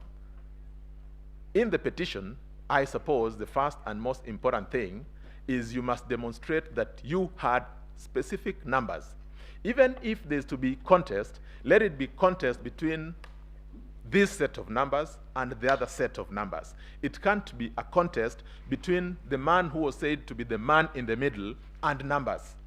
If that man was in the middle for sure and he had a job to do, then that is a man who slept on his job. Because we are not shown anything that he perhaps could have done while in the space that he is alleged to have done anything that would have interfered with the will of the people. Hilda continues to wonder in her affidavit as to why their boss, who is a commissioner, would expose them to that extent that they mention names of people who are employees and staff of the institution doing their legitimate work. Then you cast aspersion without basis that they were engaged in a criminal enterprise. My ladies and my lords, it might sound like a light issue, but we must have seen it in social media, in mainstream media, that these people, some of whom ran this election, have had to go into keeping house. They've had to go into hiding because people read these sort of things and they imagine that this is a gospel truth. Certainly, this is not a light issue. Yesterday, there was extensive submission as to whether this court is handicapped in terms of dealing with some of these things. Now, as the IEBC, on the one hand, tries to improve the system based on the law and the guidance from this court, I think there's also a responsibility that should attach or follow where we have very deliberate attempts at misleading the court. If we look at, for instance, the logs that have been attached by John Mark Gidongo, if it turns out to be a forgery, does it not disclose an offense? It is not in my province to make that determination, but where I see it, it bothers me because as we go into elections this year, in 2027, we need to then sanitize some of these things that we do. And one of the ways of sanitizing them is by holding people to account, so that if you present evidence that is obviously not true or that is falsified, then you must stop to ask yourself whether there would be a consequence or not. That is the only way through which even this court would be able to sit, to be able to determine or preside over any of those matters that are presented with ease. I need to add that at the Bomas, which is the National Tallying Center, when the returning officers got to Bomas, what happened? Now, in the flow of Bomas, these returning officers would come with their original Form 34As, hand them to the national returning officer for purposes of a presidential election. After that, they would be subjected to an ICT team, and that ICT team was not sitting in isolation. They sat with the agents of the parties, they sat with observers, and what they were doing was to again confirm those security features we had spoken about. After that, they went into the detail around the numbers, comparing what they had in the Form 34As that were in the portal and the Form 34As that were then presented, the physical hard copies. From the direction and guidance of this court in 2017, Raila Odinga, what the commission was to do was to record those errors. I confirm, my ladies and my lords, that the commission did exactly that. The error report has been availed to this court, but of significance is that as they were preparing that error report, a copy of that error report was also availed to the agents of all the parties. This is important in the architecture of our elections. It is important because, as opposed to asking the court to now go through scrutiny, it will be a question of saying, wait a minute, in the error report, there's a difference between the results that came from Member Primary School, which I have a carbon copy from my agent, or that was presented by the returning officer, and what we are now seeing in the portal. That is the only way through which somebody could make an allegation that would stand the test of time. If you have that, then certainly, if you apply yourself in the, to understand the architecture of our electoral platform, then there is really no need to go into scrutiny, because that report is scrutiny by itself. In fact, it was a forensic audit. They had their watermark readers, they had their UV light readers, and these are things that are all contained in the affidavits of these three individuals that I've spoken about. When you take time, you look at that, and it is then our submission that to the extent that there is an allegation that there were interferences or that there were differences between the Form 34As in the portal and the Form 34As physically presented by those returning officers, there was none, and this is verifiable. Indeed, none has been presented before you. The last issue I'm to deal with is whether there was a difference between Form 34As uploaded on the IEBC. Sorry, I think I've gotten into that point as well.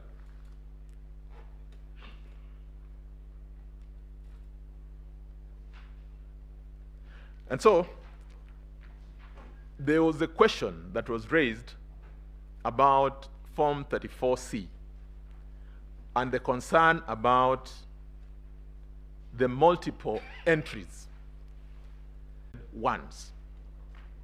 Again, that sort of submission would only come from a false, if not limited, understanding of the process. I say that because as the verification and retallying of the Form 34As were going on at the National Tallying Center, whenever they completed the verification and retallying of a constituency, they would then upload it onto the Form 34C after the completion of the verification. That then meant that that process had to be an incremental process.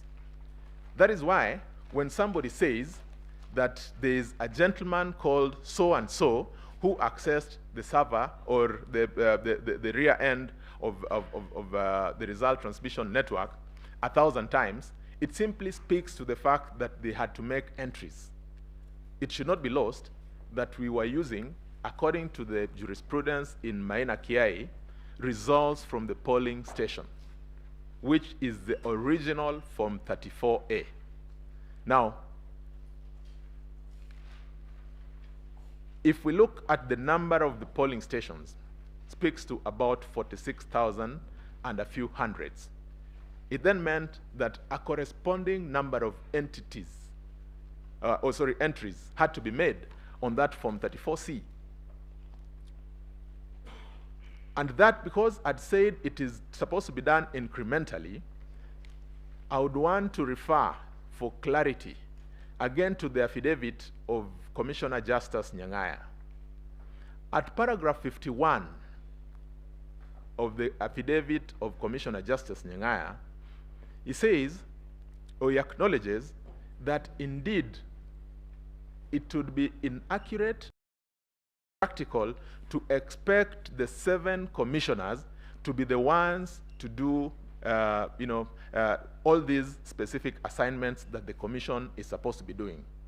Similarly, and by parity of thought, when the law says that the commission shall, for purposes of this, generate that Form 34C, the law does not contemplate that the chairperson of a commission will sit with a laptop and make 46,000 plus entries by himself. This is what my learned senior counsel Kamau Karori was speaking to. This is what is contemplated under Section 11 and 11A of the IEBC Act.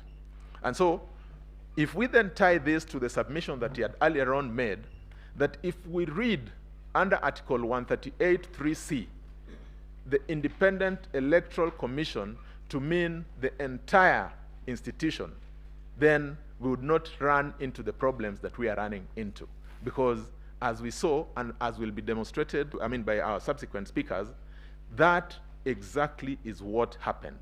The entire bureaucracy or the entire institution of IEBC participated in that process. As I conclude, I want to make a submission that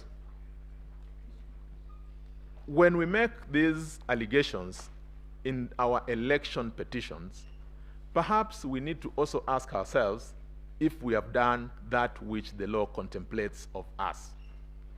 And that if the law gives you an opportunity to choose your agent for purposes of verifying or speaking to you in relation to the processes in the election, if you fail to present an agent, would it be appropriate to then come and burden the subsequent processes through applications such as what we're seeing for scrutiny? Because the law contemplates that that agent should be able to point you to the fact there's a problem in a particular primary school. Go there.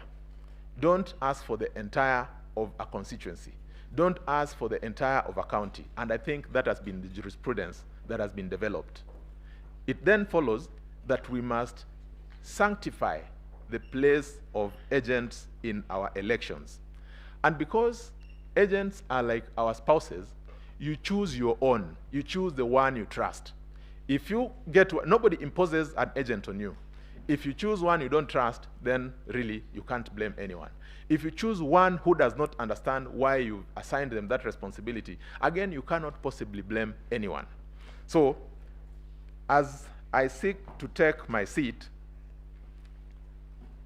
we ask, my ladies and my lords, that in the usual strong manner in which you've spoken in relation to these issues, and following the very lengthy submissions that we had yesterday, we also rely on you to help us clean this electoral system, so that as the commission does its part, on the other hand, the public and every other person must also do their part.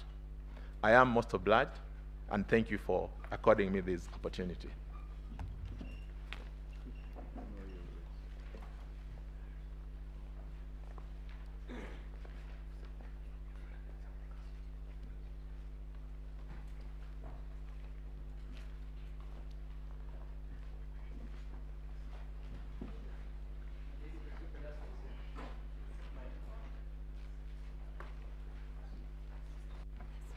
My Lady the Chief Justice, the Deputy Chief Justice, and the members of the Supreme Court, it's indeed a great honor to appear before you in relation to this petition. My role today here is to take you through the numbers. I will take you through the numbers. The numbers will be running on the screen. Your name, please. My name is Mahar Somane Advocate. My name is Mahar Somane Advocate. I'll take you through the numbers as it relates to the petition that has been filed. I will also give you an audit trail of mechanism which the court can use to measure the petition. The first question that I'll answer today relates to the question that has been put to us. And the first one is whether the postponement of gubernatorial elections in Kakamega and Mombasa counties, parliamentary elections in Kitui Rural, Kachaliba, Rongai, and Pokot South constituencies, and electoral wards in Nyaki West, in North Imenti, and Kwanjenga in Embakasi resulted in voter suppression. The allegation of voter suppression due to postponement of these elections is not a question of hypothesis. It's a question of fact. It's a question of numbers. What I have done is we have gone through the numbers to give you a comparative data on whether the same is true. The first one, as it relates to Kitui Rural, we have gotten the data for the constituencies in Kitui. Your Ladyship, if you look at the constituencies for Kitui, the voter turnout for Kitui Rural was 60.29%. So for us to actually make a comparative data and an analysis to actually see whether there's been voter suppression, we look at the constituencies nearby and see the data we are getting from the constituencies nearby, whether the inference can be made by this court that there has been voter suppression. The voter turnout for Kitui Rural is 60.29%. I have highlighted in yellow in your screens. It is compound out in Kitui Central. In fact, it is Kitui Rural is higher. Kitui Central is 60.10. It's comparative to Mwingi Central. So to the question the court asked, whether there was voter suppression in Kitui Central constituency because of the postponed election, the answer is an emphatic no. I will go to the second question. The second question the court asked is whether the postponement of elections in Kachaliba and Pokot South led to a voter suppression that led to low voter turnout in favor of the petitioner. The answer is data-based. I have provided the comparative analysis. I want the court to look at it. The voter turnout for West Pokot was 81.44. The voter turnout for for Kachaliba was 81.44. I have highlighted in yellow. The voter turnout for Pokot South is 80.44. It is higher than Kapenguria. It is higher than Sigor. Comparatively, in fact, those voter turnouts were higher than the ones which the elections were not proposed. That claim falls flat on the data that were provided to court. I will proceed. I will go to Rongai. The question the court asked is whether the postponed elections in Rongai led to suppression of voter. I have provided the data on Rongai. The voter turnout of Rongai was 61.41 for the presidential. It is higher than in Joro. It is higher than in Naivasha. And it's comparatively similar to the other similar constituencies. To the allegation that there was voter suppression in those places because of the election that was postponed, that allegation is untrue, falls flat on the data we have provided.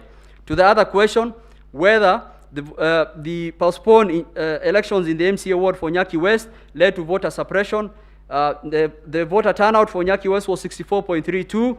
If you look at North Imenti, it was even lower. It's comparatively similar to the other we have provided. To that allegation, that falls flat on the data than the comparative data we have provided. To the allegation that the MCA ward in Kwanjenga, that there was voter suppression because of that, the MCA ward in Kwanjenga, the voter turnout was 46.32, comparatively similar to Embakasi South, which is 49.62, comparatively similar to Imara Daima and also in Pipeline. To that allegation, when you look at the comparative data, it's not a matter of hypothesis, it is not borne out by the data. To the allegation that the postponed elections in Kakamega led to voter suppression in terms of the petitioner's votes being undercast, the allegation falls flat on the comparative data. We have provided the data for Vihiga, which is similar. Bungoma was a bit higher, but Vihiga is the same. So comparatively, when you look at those data points, that allegation was a voter suppression because of the election that was run. I want to point out, even in 2017, the general voter turnout in Mombasa is generally very low. That data is available. It's always lower than the other constituencies. But comparatively, it is almost something that is comparable. To those, so I have answered. So to the question that the court put out on the comparative data, the answer is there was no voter suppression in those places. Senior Counsel Kamau Karori has already explained on the reasons why those elections was not held. There was nothing premeditated about those elections, not holding those elections. Reasons have been given in the affidavits of the chairman Wafula Chebukati and Marjan Hussein Marjan. So to that allegation, we want to show the court the petitioners have a hypothesis. We have provided the data to the court to actually aid the court to come to a conclusion. The second question I want to answer that the court put out to us was whether there are unexplainable discrepancies between the votes cast for the presidential candidates and other elective posts. Indeed, if there was unexplainable discrepancies, is a grave issue, which we know. We will show through the data that we have provided to the court that the same is not true. In fact, we can account for each ballot. To just guide the court, refer to the affidavit of Moses Ledama Sunkuli, which is on record. We have provided the comparative analysis. In fact, what I did is we provided the 34C, the 37C, 38C, and 39C. Those are the forms for the governor, the senator, and the women rep. We tallied against the presidential. I want to refer the court to paragraph 36 of Moses Ledama's affidavit for the court to look at it. And if you do a tally, and we started with a tally for Senate, if you do a tally for the votes that were cast for the Senate, vis-a-vis, and that, Your Ladyship, that runs from page 13 of Ledama's affidavit up to page 15. And I just did the summary analysis, but there's a very big comparative table that I've put out there. If you do the analysis, you will come to the following conclusion. What is the voter difference between the senator and the presidential? 500 votes, the variance. And how do we account for those variants? So when you do the presidential like for like and the senator, you will get a difference of 22,801. You have to minus diaspora voters, which only vote for the presidential. You have to minus prisons, which only vote in the presidential elections, okay? And then you have to look at stations which were affected and did not have any results for any of those elective posts. For example, in some of the stations, some few stations, some violence happened, likely they did not report for Senate. When you do that analysis, you will get the differential is 500 votes. I have done an elaborate analysis also on the stray ballots. When we get to that, I will explain. So the differential between the Senate and the presidential is 500 votes. And that 500 votes, we can account for in stray ballots. I have attached the polling day diaries for Kibra and Makadara. I have done an analysis to actually check what is the stray ballot per constituency. And this tally is like for like. So to the question whether there was a discrepancy between the presidential and the Senate vote, the answer is an emphatic no. It is explainable by looking at what the information that we have provided. To the second question, whether there was a discrepancy between the women member of National Assembly for the women rep as compared to the presidential, I will tell the court to look at page 18, page 17 and 18 of Moses Ledama's affidavit.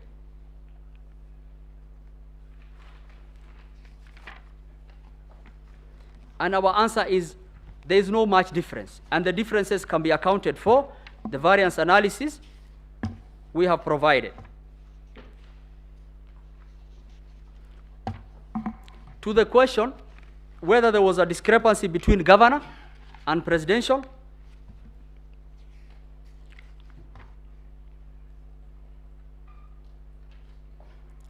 we have also explained that there's no such variance. Petitioners have been talking of variance of 800,000, 900,000. There's no such variance.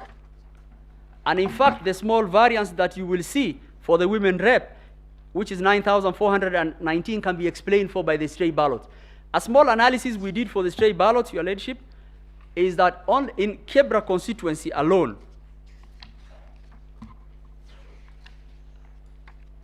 we did a stray ballot analysis, and it's shown there. So to explain, and this is how we understood the court to mean the duty of the IEBC is to explain each ballot cast and track that ballot to see where it has gone. So once we do the analysis for the presidential and we remove the prison voters, once we remove the people who voted for diaspora, once we removed some of the small polling stations that did not report for any of those seats, you will see a small variance. So we thought the court will ask where that small variance is coming from. And so what I did is we went and we went to sample one of the constituencies in Nairobi. And in one of the constituencies, Kibra constituency, we got 405 stray ballots. So you can't account for the way it will work is it will take from any of those ballots small incremental numbers. So you will see a variance of 500 here, 200 here, but cumulatively it is not something that cannot be explained. And I have attached all the polling day diaries. In fact, if you look at the Form 34A, which was supplied to the court, some of the comments section will indicate that they found some stray ballot in the presidential ballot. But to the court, whether there is discrepancy between the senatorial, governor, and the women rep seats, as compared to the presidential, there is none. We have demonstrated that with data. And even when there's a small variance, we have shown the stray ballots that cumulatively over those 3 seats, that will be there. A question was, a submission was made by Learned Counsel, Ms. Julie Soweto, that there is 33 per polling station stray ballots in Kirinyaga. I will explain that. I don't know what numbers they are using. It's an old litigation strategy in numbers for shock and awe. I think what they are trying to, if you look at the numbers for Kirinyaga, there's no difference between presidential and the governor of 22,000. In fact, the variance is 900 votes, which can be explained for by the stray ballots. The number they have indicated for governor, I don't know where they have gotten it from, is not what is in our 37C, and we've indicated that in our submission and also in our presentation. So to the question that the court asked, that whether there are inexplainable discrepancies between the votes cast for presidential as against the governor, for presidential as against the women rep, for presidential as against the Senate, the same is not borne out by the data that we have provided to the court. Now I'll go to another issue which was made heavy weather of by learned counsels on the voter turnout. Justice Smoking Wanjala asked, how important is the voter turnout to the actual valid votes and to the actual declarations? Of course, it's an important issue. The only problem with it is that counsel are not understanding how we calculate voter turnout. And I want to explain to the court how voter turnout calculation is done using the kits. Pursuant to the Maina Kiai case, the court was very emphatic that elections must be conducted at the polling stations. And pursuant to that, voter turnout reporting is done per polling station. So how do we do it? When the polling station opens and Kenyans are voting, depending on the network access of the kits will be sending us information every 2 hours. The kit will be telling us 200 people has passed by this kit in this polling station, and that information will be collated until the end of polling day. So 2 things to note here. One is that the reporting is done per KIMS, per polling station of the reporting KIMS. So for example, on the 9th August 2022, when the polls closed, the IEBC gave a turnout figure of 56.1679%, which is the percentage turnout. That correlated to the total number of registered voters in those schemes, in those polling stations. The problem that the petitioners are having, they are saying these 56.1679% you announced must be of the total people in the register, which is 22,140,258. 120,258. We don't do that. We report per KIMS. So if 200 people reported in that KIM and the number of registered voters is 600, we say 200 of 600 voters. We add the next KIM, 300 people have reported, we say 300 over 600 voters. The next KIM, 400 KIMs have reported, 400 over 600. We keep on aggregating until we see how many KIMs have reported of those polling stations. Why do we do that? Because of two reasons. The first one is, which is in the affidavit of Hussein Marjan and the affidavit of the chairman, because of network issues in some places, far-flung places in Kenya, some of those KIMs will report late. Some of those KIMs will report much later. So if we did a number over the total number of registered voters, we'll be giving a false turnout. So the turnout we give is based on the aggregated voters of the reporting station in that KIM. So if you took when we announced, the 56.1679% is based on the total registered voters in those stations who have reported in those KIMs, which was 21,481,642. This is much voters. And we'll keep on accumulating. KIMs will keep on reporting. 235 polling stations went manual. We will have to later on aggregate the 235 polling stations which went manual. Then we come with a total voter turnout. And if that is the reporting we do, two arguments that have been made in the petition of Omtata and in the petition of number 5 fall off. The first one is, their contention is that the chairman announced a turnout on 10th August 2022. That is the third line, your ladyship and members of the court, announced a turnout of 65.4%. What we have indicated is 64.6%. Your ladyship, I will pause there to just inform the court that the chairman clarified that statement. The recording is in the affidavit of the chairman. And the actual clarification the chairman gave, he said that the total reporting polling stations and total number of registered voters, because we will have that information when our manual count and everything has reported. We say total number of polling stations reporting. So in those schemes. So they're saying 64.6% must be of the total registered voters. That is their contention. That is their voter turnout. That is not the voter turnout of IEBC. The voter turnout as a percentage was, at that point, 64.6%. The number of reporting KIMs were 21,926,565. You will notice from this number, there are some polling KIMs which haven't reported. As they go to the constituency tallying center, those KIMs will report. You will also notice that we haven't included the manual count to give us a total figure of the total voters who will have registered, who will have reported. On 10 August, when all the KIMs returns have come from all the polling stations, the number of persons identified, that is the last number on the table, 14,239,862.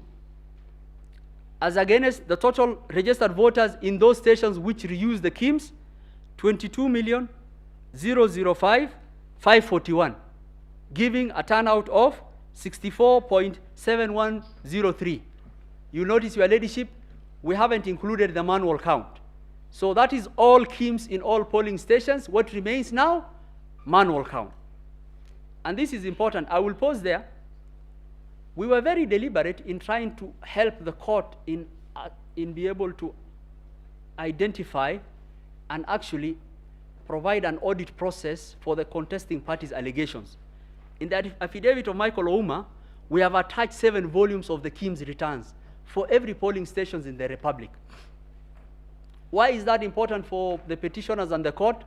That is the first audit trail process. How is it at the first audit trail process of?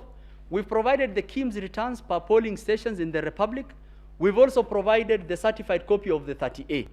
So if anyone wanted to look at how many people passed in that polling station, you will look at your KIMS return, you will look at your 34A. And if there's any inconsistencies between the KIMS return and the 34A provided to the court, then question can be asked to our client. So in providing an audit trail process, the first way of providing an audit, which is both manual and electronic, is the KIMS return provided in the affidavit of Michael Ouma in 7 volumes, as against the certified copy of 34A we provided as per the regulations of this court. So we provided that. And if you look at those KIMS returns, they will correspond with this. They are from 45,994 polling stations. The number of identified by KIMS, 14,229,862. The total number of registered voters, 22,005,591. And the percentage is as indicated.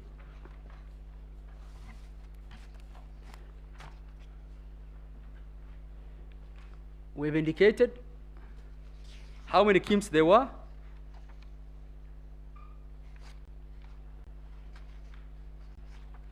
And I just want and after the aggregation of the manual and the KIMS, and that's the table that's there. So to the question, I think that is important for the court, and the court will ask, is the first question that the court will ask, what is the registered voters in the Republic? And I think that is not contested. 22,120,458. I think it's in the affidavit of everyone, that the register is publicly available, that can be accessed. How many polling stations do we have in the Republic? 46,229. How many people are registered in those polling stations? 22,120,458. How many polling stations were authenticated through using the kits? 45,994. How many registered voters are those in those polling stations? 14,239,862. What are the registered voters in those polling stations authenticated through the kits? 22,005,591. What are the polling stations that were not authenticated through the kits? 135, out of which 6 polling stations, 3 in Eldas and 3 in Quisero, there was violence. And no voting took place, in fact, at the time of that. And so how many polling stations went manual? Using complementary system, 229. What are the number of voters authenticated through the complementary manual system? 86,889. What are the registered voters in those 235 polling stations? 114,917. Why are these numbers important? They are important for audit trail. First, we have provided the KIMS returns to the court, which can be compared as against. Secondly, 99.9914% of Kenyans were authenticated through the KIMS. Less than 0.001 Kenyans were authenticated through a complementary mechanism. And the reason why I go back to that is giving the court an integrity check as to what we did. So if we are telling the court that 99.99% of Kenyans were authenticated through the kits, we have provided the receipts from those kits to the court, we have provided the Form 34A, then the court can compare and will bear out the work we did. Another allegation falls off. So what is the allegation in the Omtata petition? And I will go back to the turnout table. Your Ladyship.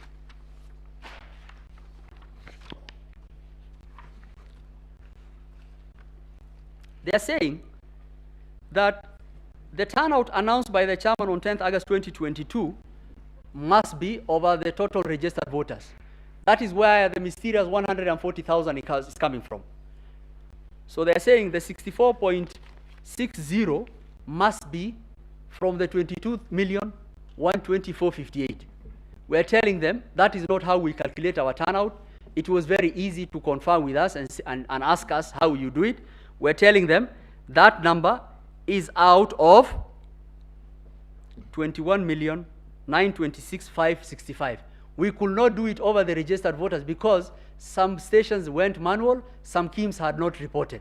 How will we give a number over a total in which we don't know the status of some of those stations? Because the returns have to come for us to be able to give that. So they're saying 64.6 over the total voter turnout will give you 140,000. IEBC has not accounted for 140,000 voters.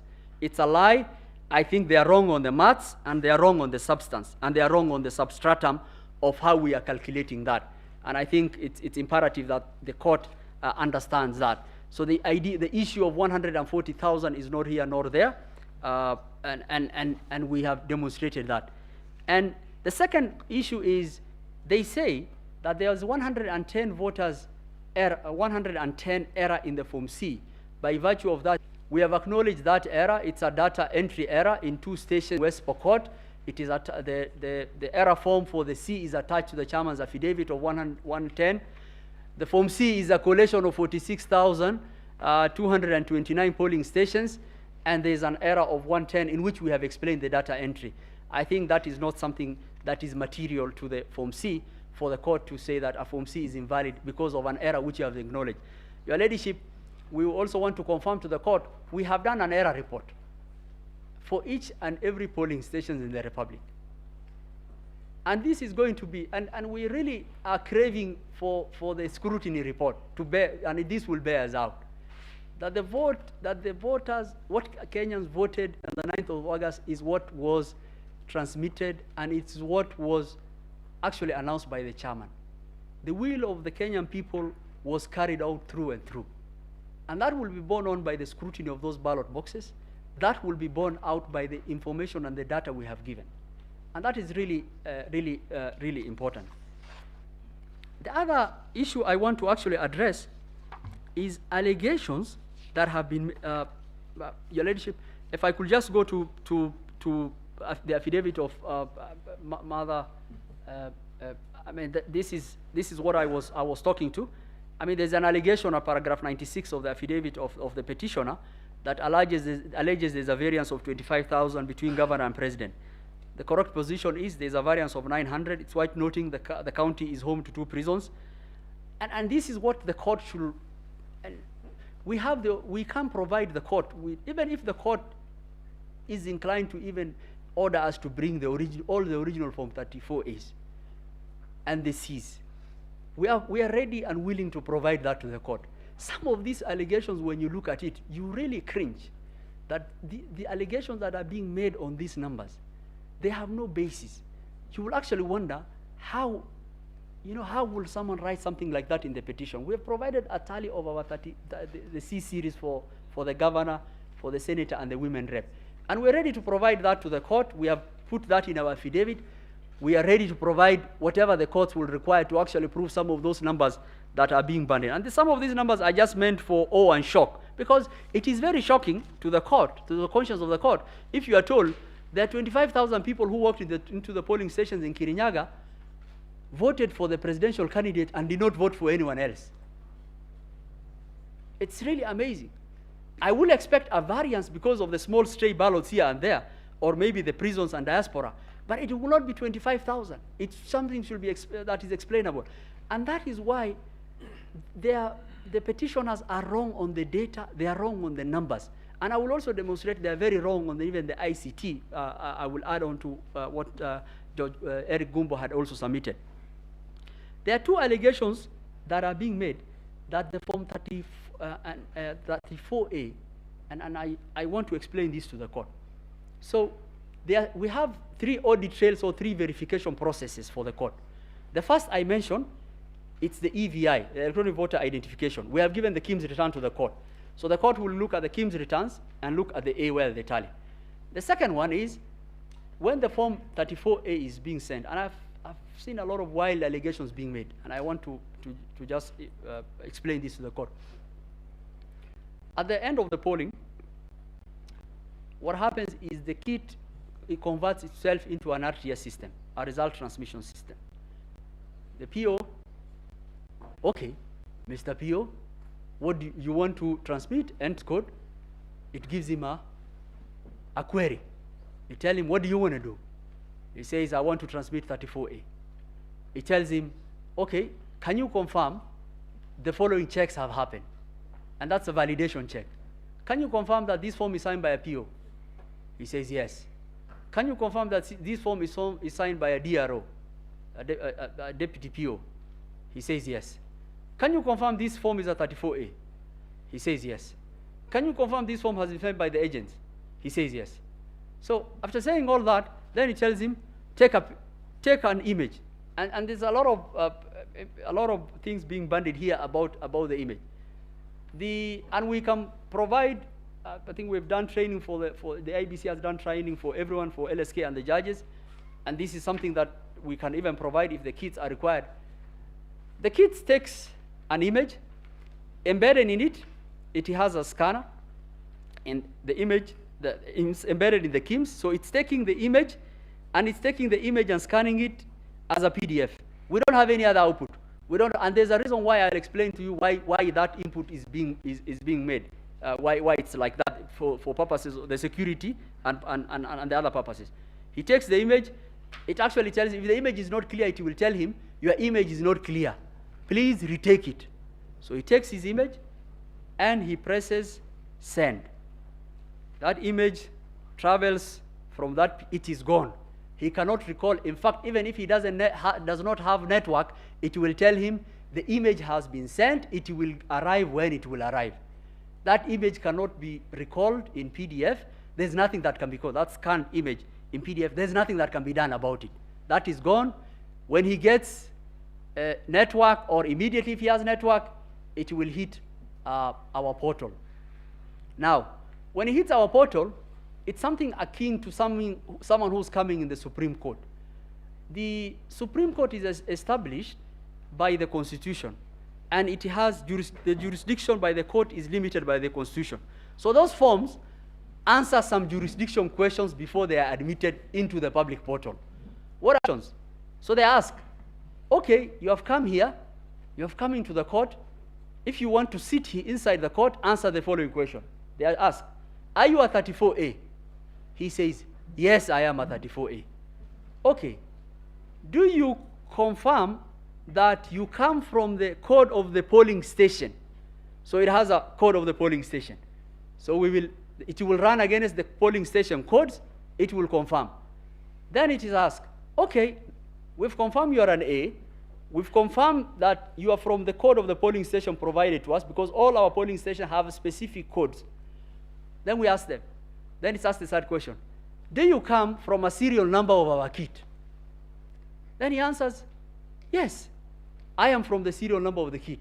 If it is another form which is coming, are you from, if it's not from a serial number, it checks, it tells, no, you can't come in here, you have no jurisdiction. So it tells, do you come from a serial number of our kit? He says, yes. Then it's asked, do you come from the SIM card that has been provided officially that we have the list for from the various providers? It answers yes. Then it's given two security features, which are very important for the court. So it's given two security features. It is given a date stamp. And I urge the court to interact with the public portal. I want to confirm to the court 800 million persons access our portal. It did not even blink for a second. Its security, its firewalls, and the SOC are military grade. And in fact, a lot of the allegations that are coming from the other side is, people are so frustrated in trying to hack our system is, why is your system so good? Our system is so good because it's based on blockchain. It actually, what it does, it actually gives resources as is required. If the 50 million Kenyans logged in now to our portal, it will give them without even stuttering whatever form they want. And it will allocate resources on how many people. Out of those 380 million people, 300 million were Kenyans who downloaded, who looked at the result. So after asking that, it gives two things. It gives a timestamp. The form is given a timestamp, and it's given a date stamp. Now, with that, one of the allegations of staging falls away. So someone captured a form, amended it, returned it. I am telling you, all my forms have a date and timestamp to the millisecond. And there is no one form that has been transmitted at the same time. And in fact, if you look at the portal, you will see that. You open the portal, if you look at the tab of the portal, it will say 34A. It will tell you the polling station. It will tell you the Kim serial. It will tell you the date the form came. And how precise is this system? Some of those forms came on the date of the election. Some of the forms, because of tallying, came a day later. Some of them came 2 days later because of the elections in Eldas. And it will give you the timestamp to the millisecond. And actually, if you look at it, so if someone is telling you, oh, we had staging of 11,000 forms, you will expect that to the millisecond, right? To the millisecond, you will get 11,000 forms which have been uploaded. And I want to inform the court, there is no one who can upload the Form 34A. Form 34A are only transmitted from the KIMS by the PO.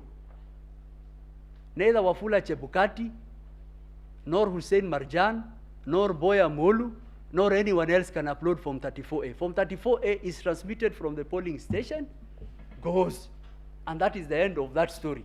And once it goes, it asks those questions. Now, our forms are designed that way. Why? Some of the forms that have been brought to you, and with due tremendous respect, I spend a lot of time with my ICT people and look at some of those forms are doctored forms. Why are they doctored? Because of the audit trail that will not allow anyone to be able to actually not be able to verify our forms. Why? So I told you about the EVID and the KIMS, returns plus the form.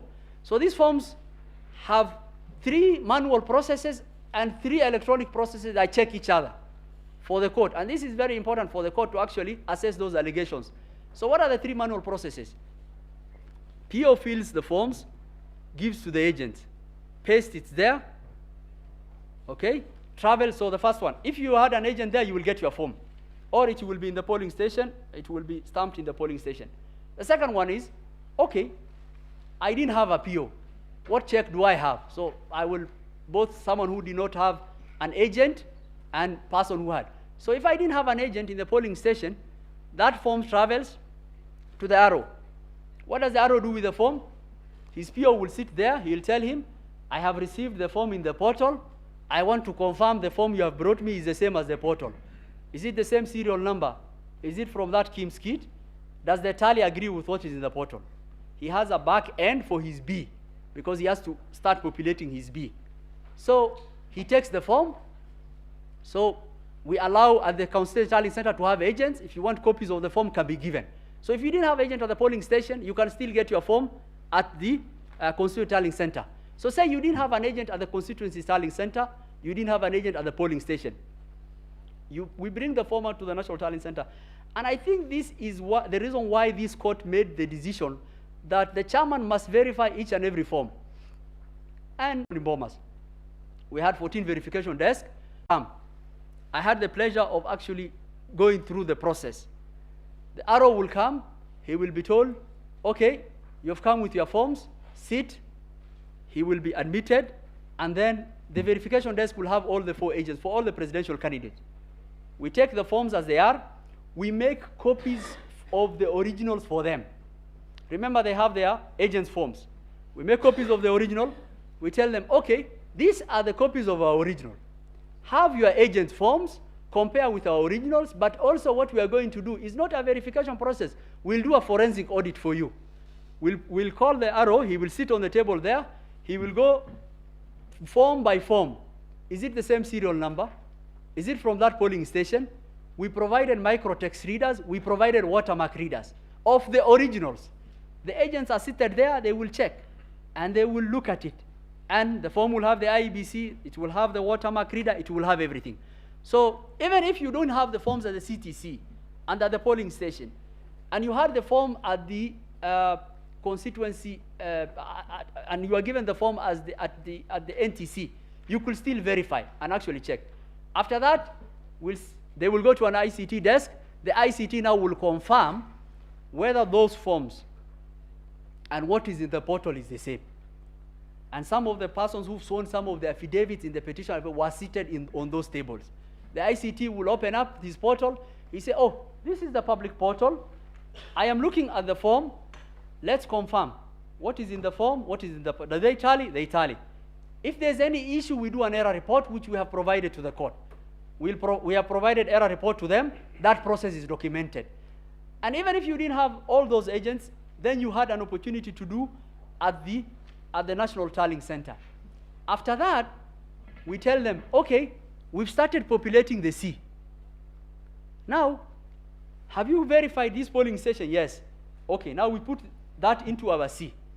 And the idea that the C was kept on changing and some officers had access to the C, actually that allegation falls off. Why? 14 officers, and we've attached that into the affidavit of Martin Nyaga, including the chairman's PA, Mr. Abdi Daher, who is a registered, who is a returning officer, and 14 other persons were mandated to actually do that verification process on the table, that access, and the access, what access do they have? People are burning up a lot of things, servers and things like that. So there are 3 applications level in any system. You will have the application, you will have the operating system and the network, okay? So everyone has access. So they have access for the verification of the 34C. So they'll be told, we're putting in this polling station to the C, are you okay with it? Does this tally with what is in the original? They will say, yes, that is populated.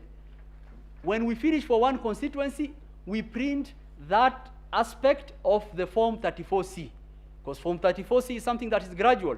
The verified form from the form that has traveled from Kipini in Lamu to the CTC, Constituency Tallying Center, through the portal, physically through Bomas, through the verification desks of the agents and the people complaining here. Now they are told, are you okay if we put into the C? It's put into the C. It's printed out, and that is what was being announced. So if you got the logs for the C, it will say, the person who's authorized printed out a C, because it was being announced. Some of the commissioners now complaining were announcing those forms, and it's incremental. It will go on until we finish. Now coming back to the form.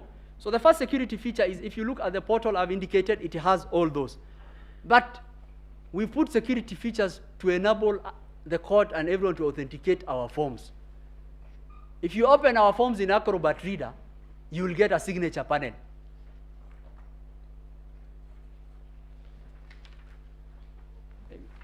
You will get a signature panel. And the signature panel is able to tell you the path of validation of our forms. It will tell you that this form, in fact, the timestamp you'll get on the signature panel is the same as the timestamp when that form was received at the portal. And I've projected, your ladyship have projected there. And if you are a good Acrobat, it will tell you, it will give you a signature panel. It will tell you that this form was not first modified. If you have any PDF form document and you have modified, it will tell you this document was modified on this date by XYZ. It will tell you this form has not been modified from that date. It will also give you assigning a signature. You see that time there? That is the time that is on the, when it was received on the portal. It's the same timestamp that when you open any form on the portal, it will indicate. So the allegation that forms were intercepted, staging happened, the authentication of our forms are very robust. So the second one now. So how is someone able to prove that our forms do not tally with what is in the portal? You only have to do one thing. You have to download our forms from the portal, get a relatively good Photoshop, and change the numbers on the tally. And I'll come to those allegations where the 34A in the portal are the same as what was given to the agents. We have provided 44 affidavits from various POs. Some of our POs who are Kenyans have had a very sleepless nights. Allegations have been made against them that the forms they brought to the ROs were different from what was announced. The allegations of an affidavit made by someone should be checked against the affidavits of each and every polling station clerk and polling presiding court. And we have given for presiding officers on these allegations, and many more affidavits for the returning officers. So the only way you will be able to show is you have to check, print out our form, And the problem with that one is because you cannot do anything about this, where the agents and everything sign, you have to get a Photoshop, amend it to JPEG, get a Photoshop, and actually just remove with the tally. But like every other plan, it has a lot of weaknesses. And the first weakness you will get is, and the first thing they say is, in Gaina polling station in Tiati, their agent provided them a form. And this is really important for the court. We say untruths have only one leg. They don't have two legs to stand on. The truth stands firm.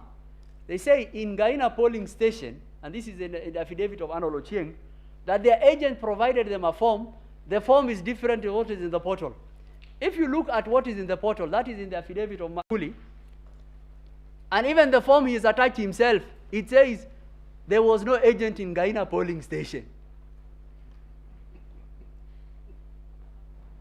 We haven't even gone to authentication and the verification of the process and the form, and I will show that why this is a bad Photoshop gone wrong. So the first allegation is, in Gaina polling station, their agent gave them a form. The tally for the presidential candidate is different from that. Guess what? The form they provided does not indicate there was no agent. And even our portal says there was no agent for any candidate, not only for them. In Gaina, there was no agent for, I don't know why the parties didn't send an agent there, maybe because of security in Tiati, or we don't know. But there was no agent for anyone. He says, I had an agent, and this is his tally. So to the question that whether the forms provided by the agents are the same as what is in the portal, the court has to come to one conclusion. Those forms that are being provided in those stations are doctored. They are forgeries, and bad forgeries at that. The first paragraph of that affidavit says so.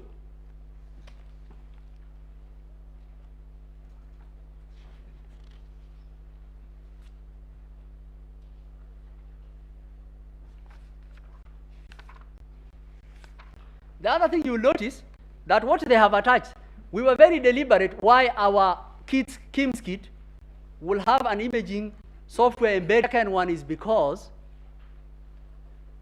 since it is black and white, and agents will be taking pictures of the form, we wanted to differentiate between what the agents are taking with their form and what we are sending ourselves. So what have they done? Our forms have been printed from the portal, converted to JPEG, numbers fudged. But the problem is, all the background for those forms are our KIMS kit. It's what we sent in the portal. And I've indicated that in the affidavit of Moses Sunkuli. The second and the more problematic thing, and analytically the court will ask, is it possible that 44 agents all over Kenya will take pictures of forms in black and white, the same as the background of our KIMS kit?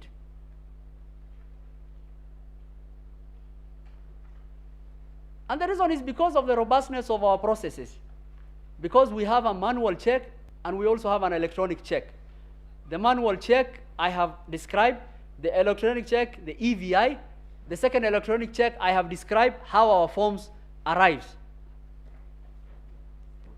So if someone made an allegation that, oh, the form of my agent is different from what I have, the court should ask, okay, we have a portal, we have IEBC POs who are saying something else, we have the original,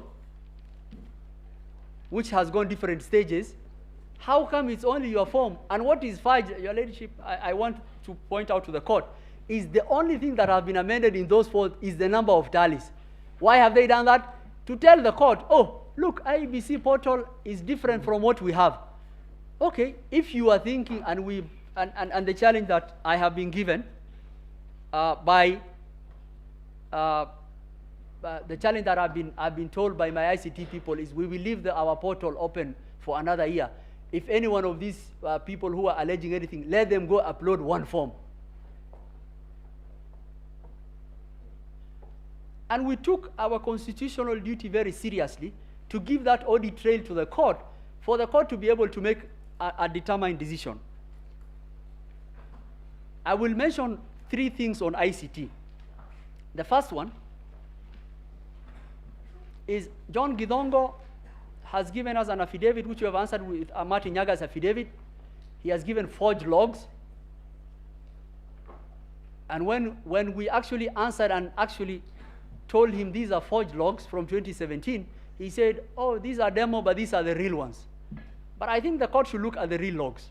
For example, one of the logs that is charged is the one for Justice Nyangaya. Justice Nyangaya attached Linux cron logs. The ladyship, it's like, and he says these people had access. It's easy to read those logs. They did not mention, no one of those people had access. It's like someone telling you, as you are using your computer, it's running background information, it will give a lot of, the OS will be running. It gives a lot of information. And someone says, oh, Emma had accessed the laptop of the judges and did this. And the information that person is giving you is the OS system. Oh, this server, there was an update of this program, there was this. If there was any evidence of that, you should provide something that says, this person accessed at this day on this, at this time. So even the logs which are attached to Justice Nyangaya's affidavit are not things that will bear out the allegations they are making. The second thing that I want to mention to the court is the affidavit. A lot of people have made the submissions by the petitioners was that the affidavit of Benson Wesonga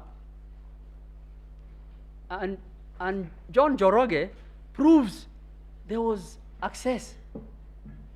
We've answered those affidavits, and you will read it, it will surprise this court, that Njoroge says, I audited the IEBC system.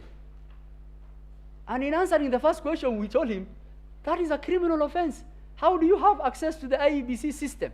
Which, of course, is a lie. Then he attaches logs.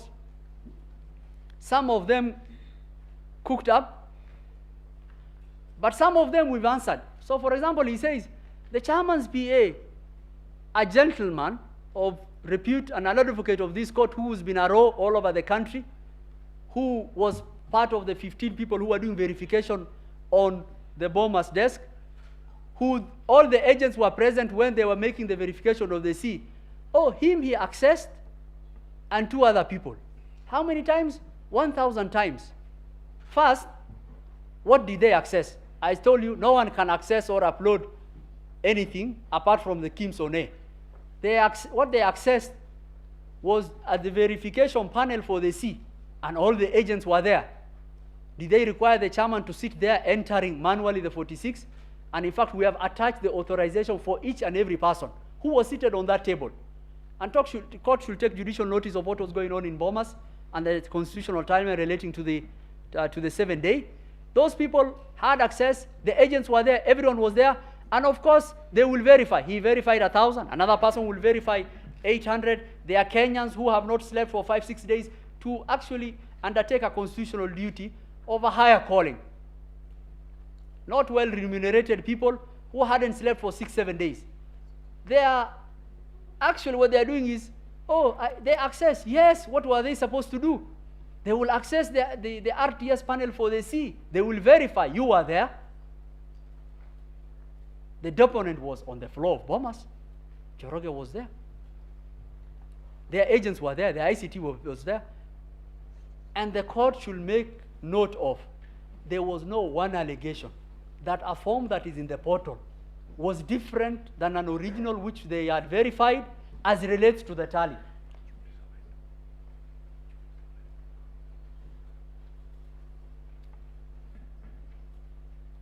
So there's another argument that they say, oh, our client, the petitioner votes were deducted and added to this. We told them, show us the proof. How are they deducted? We have 7 proofs. So in mathematics, you use proofs to prove a point, to prove knowns and unknowns. We have 7 proofs. We have our rows at the polling station. They had agents.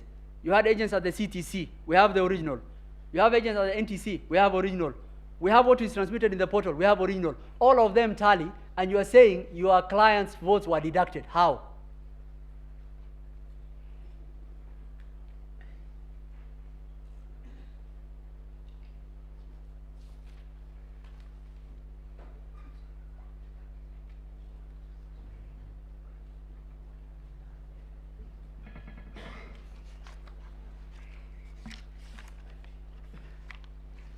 I will mention a small issue on the register. I want to note the court, we understood the issues as framed by the court as those. The issue of the register was not one of the issues. We have answered in the at paragraph 85 of Hussein Marjan and Michael Omar's affidavits. We did an audit as per the law. The audit was as required by the law, was transmitted to the Speaker of both houses. We did a resolution of most of those audit processes. We have documented what has been done. 262,000 deceased people were removed. There were some Kenyans who had registered both with their passport and IDs. And that process of audit is an ongoing process. We will endeavor to complete it, but I want to confirm to the court that that audit process undertook, and we acted on that audit process, and we went to with a clean register.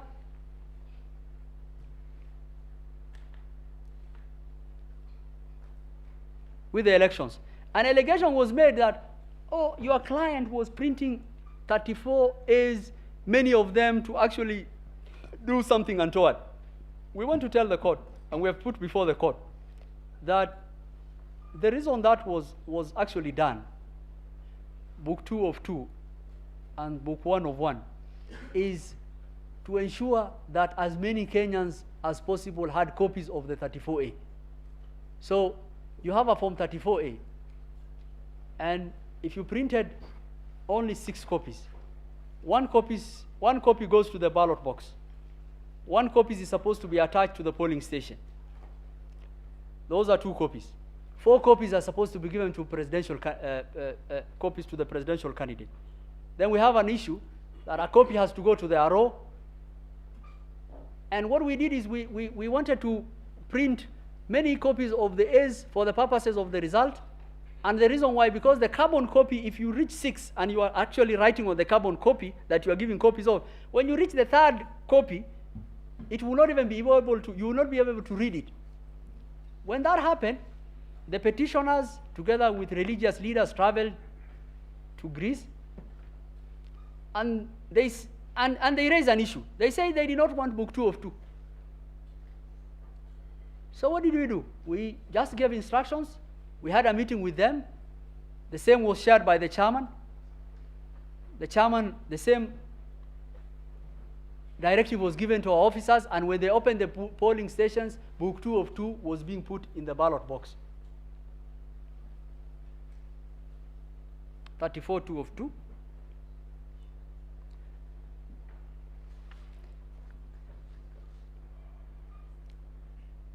An allegation was made, and this is, I think my ICT people have told me they actually want to buy the patent of this technology, that a JPEG of handwritten document can be converted to CSV, amended,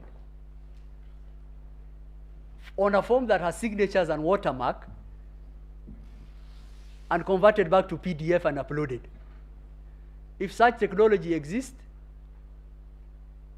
we actually want to buy its patent.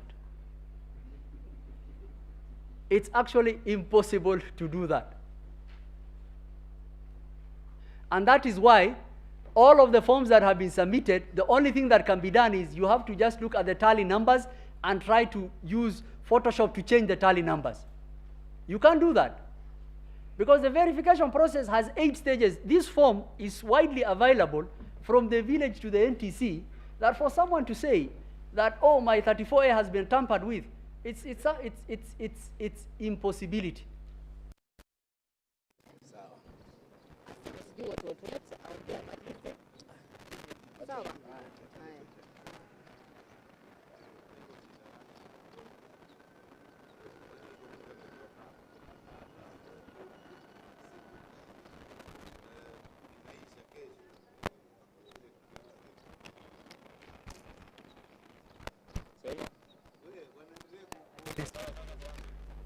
That is the number.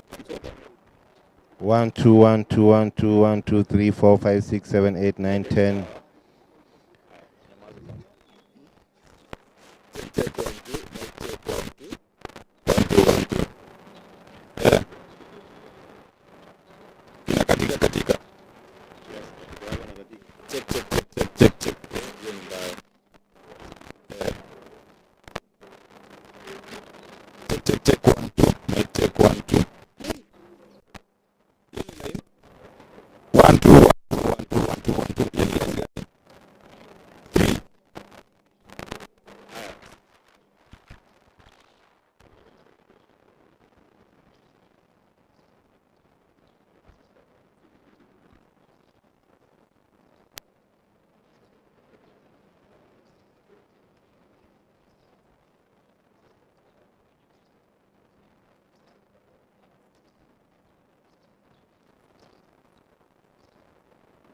Kenyans access that portal. They know the results as indicated. Those results can be verified from the forms originally available, from the forms of the agent.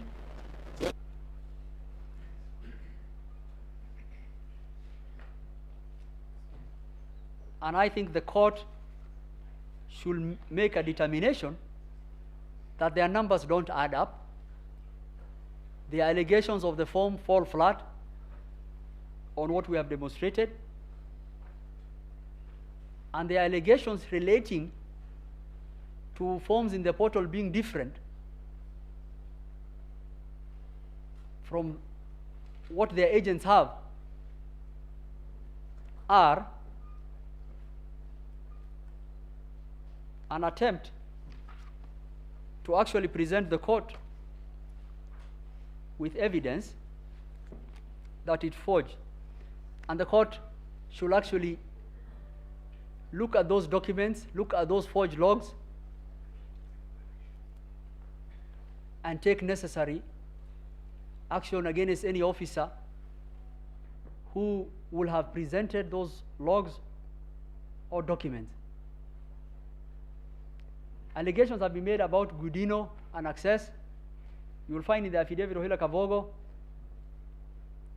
those people were leads who were actually providing ICT help at the level of the systems. And every person was logged off from our system on the 8th of August. There is an email we have attached to the affidavit as relates to that. Anyone who had access to our systems was someone who was authorized to do.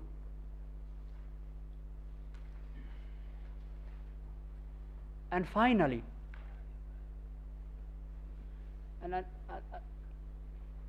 the court should ask the question,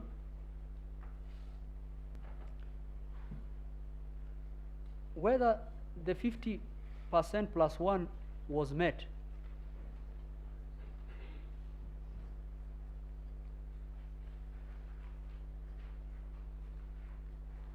And to that question, Your Ladyship, the late Justice Antonin Scalia, whenever he went to give lectures to all over the United States, everyone used to ask him about Bush v. Gore, and he will know whether someone is a Republican or a Democrat as to the question they will ask, and his answer will be, get over it, it's over. So to 50 plus 1, the court made its determination in 2013 on the vote cast and valid votes and the rejected ballot. Rejected are not votes. Votes is an authentication of preference. There's nothing called rejected votes. That's a rejected ballot. The court emphatically made that decision in 2013 and in 2017. To the petitioner's answer as to that, I think the simple answer will be, get over it. With those few remarks, I yield the floor.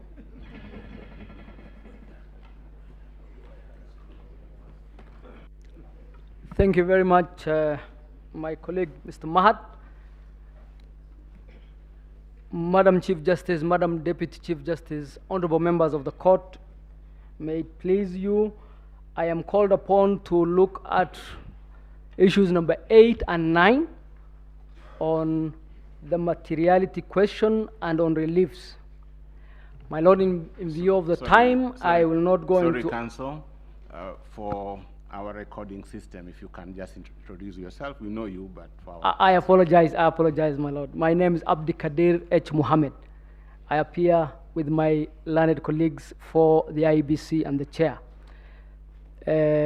My lords, my ladies, in view of the timing, I will not go into a lot of the law as far as the standard of proof is concerned. This matter is tried as far as the law is concerned. The standard is higher than for civil cases, normal civil cases, but does not go as far as required for criminal cases. In other words, it does not go as far as beyond reasonable doubt, but it is higher than a balance of probabilities, except where criminal conduct is alleged or there is an election offense alleged, in which case then you go to the higher proof beyond reasonable.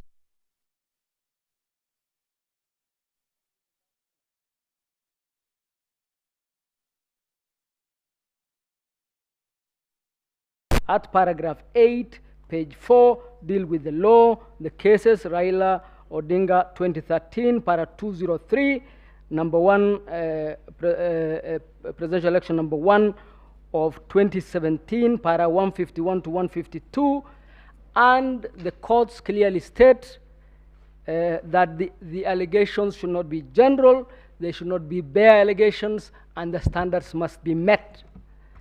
In John Harun Mwau, at page 349 to 350, 2017, that was the holding of the courts. So the law is very clear on this matter, my lords and my ladies.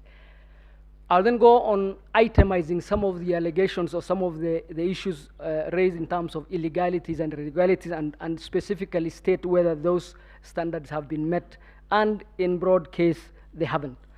So there have been allegations of a dysfunctional commission.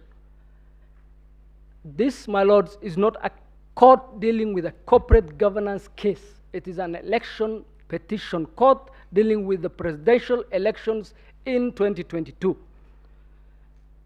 My lords and my ladies, the case of Maina Kiai dealt with the issues of the commission and the chair and their place in the process that we are talking about, in the verification process.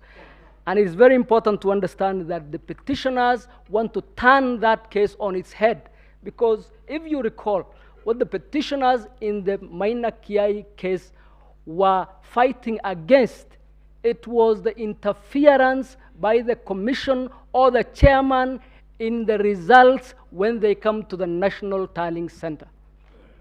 This is exactly what the petitioners are asking to do.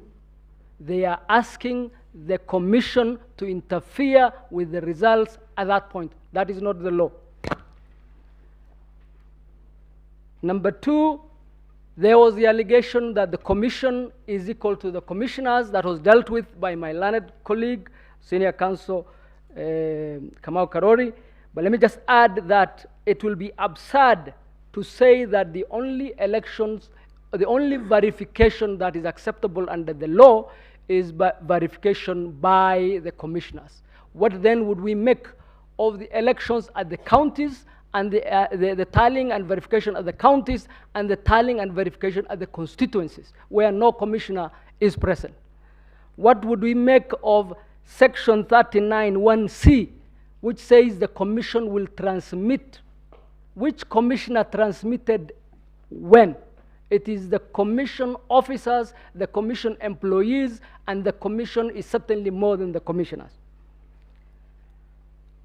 My lords, that allegation, therefore, that there was a dysfunctional commission and this led to the results not being verified is not borne. The standards have not met, and it is not the law. The commission practically will need to rely on its officers across the country in the 46,000 plus polling stations for the work of the commission, including presiding officers verifying and transmitting. The next allegation broadly was the issue of the rogue chairman. Here we have a bogeyman where all the issues can be affixed to this good gentleman. At the end of the day, after you clear through the fog What were the issues that the chairman was being accused of? They do not meet the standards, I pray, that would be required for us to overturn the presidential elections in the general election of 2022 and send 14 million plus Kenyan voters back to the vote and spend immeasurable amounts in treasure. The chairman is accused of single-handedly conducting the elections, of gazetting himself, and it's alleged that the office of returning officer for the presidential election does not exist. I adopt the presentation from my learned colleague, Mr. Kamau Karori. But suffice it to say that we all accept that 138.10 gives a role to the chairman to declare. That regulation 87.3 gives legal roles to the chairman, and case law has given legal roles to the chairman. Those roles, when you put them together, essentially spell out the role of a returning officer. And in the old company law, the definition of a director used to go that a director is a director by whatever name called. And the returning officer is the returning officer by whatever name called, because he is undertaking the functions of the returning officer.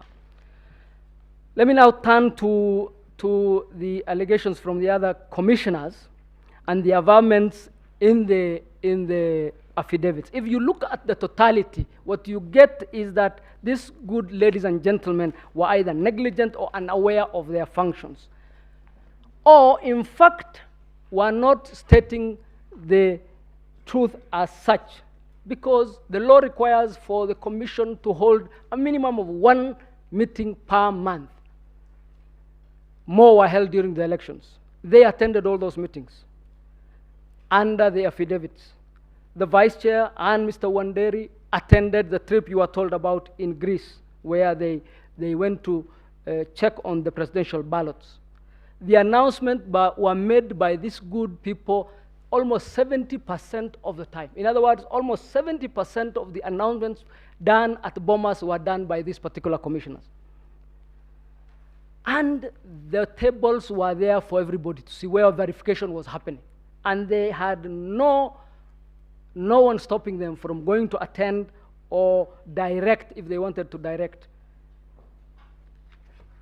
We would have shown at this point their access to the floor in the 4-minute clip, but in view of time, I will skip that. But I would urge the court to look at that video clip to show the extent of the operations of the commissioners, and especially these 4, in terms of the operations at Bomas.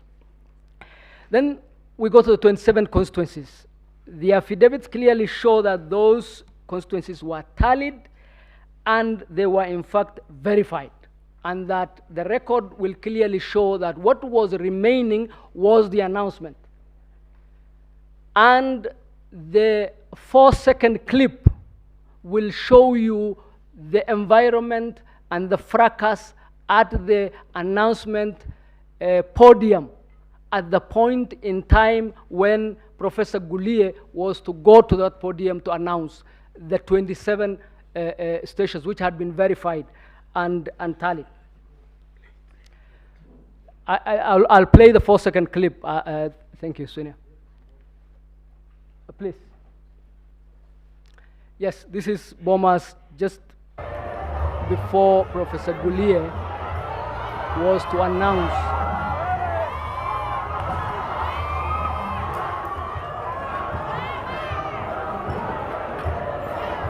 This is covered in the affidavit of the chairman, and is also touched on in the affidavit of Professor Gulie and also the chief executive, Mr. Marjan. My lords, that was the environment at that particular time. It was practically not possible for Mr. Gulie to announce. Our contention is that that lack of announcement does not go to the level where you would consider those constituencies untallied or unverified.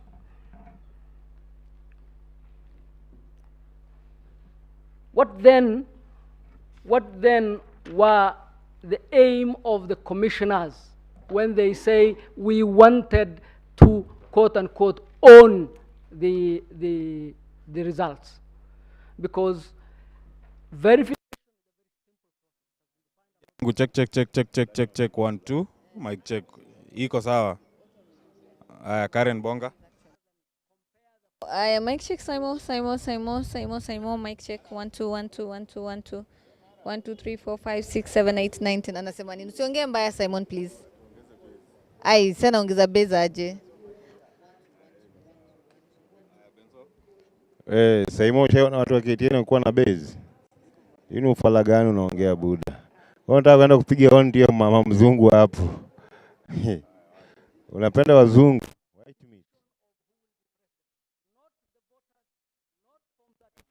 Not the polling station as the law is, but for a meeting of the commissioners at the National Tallying Center after the work had been done to moderate.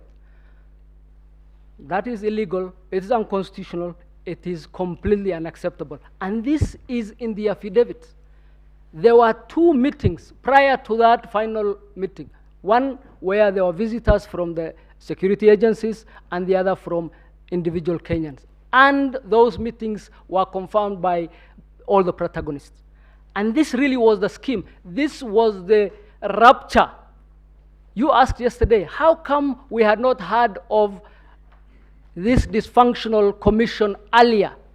Because it was a process that was going on, and at the point of disagreement is at the point where now we have rupture. And from that point onwards, those commissioners are part of the scheme, and this time instead of announcing the wrong results, it is aimed at getting this court to overturn the results. That is the scheme. That is the decision the commissioners wanted to be part of. In terms of technology, there are a number of allegations. I adopt the presentation from my colleague, Mr. Gumbo. In terms of the numbers, I adopt the long presentation of Mr. Mahat. And I would stop there in terms of the allegations. Suffice it to say that there have been many, they have been sensational, they have remained unproven, and they are not worthy of the level required to overturn the presidential elections of this country. Let me now go to the remedies very briefly. And the remedies, just one point in terms of the earlier issue. There was a push for moderation. That essentially is to overturn the elections. There was interference from state agents, again asking for a specific. Those are averred in several affidavits. There was the issue of the DCI and certain other state agencies. Contrary to the law requires that under Section 105 of the Elections Act, that all state organs and state officers must give assistance to this commission during this difficult period. Contrary to that, the DCI was indeed an impediment to the holding of the elections and to the functions of the IEBC at that point in time. There were very many officers of the commission picked from the tallying center, outside the tallying center. It is not a coincidence that the 4 commissioners referred to those staff members which were then picked by the ATPU. Ask yourself, what is the anti-terrorism police unit got to do with our elections in Bomas? Why would the anti-terrorism police unit be involved in the tabulation verification exercise at Bomas? And that scheme, that assault on our democracy is what you are being asked now at the tail end to. Let me also refer you to the affidavits of the commissioners where they say that the election process was okay until the very tail end. That tail end is where the matters went haywire. Let me go to the reliefs, my lords and my ladies. The reliefs as known by law in terms of the Constitution is at 143. The Supreme Court, if the Supreme Court determines that the election of the president-elect is to be invalid, a fresh election shall be held within 60 days after the determination.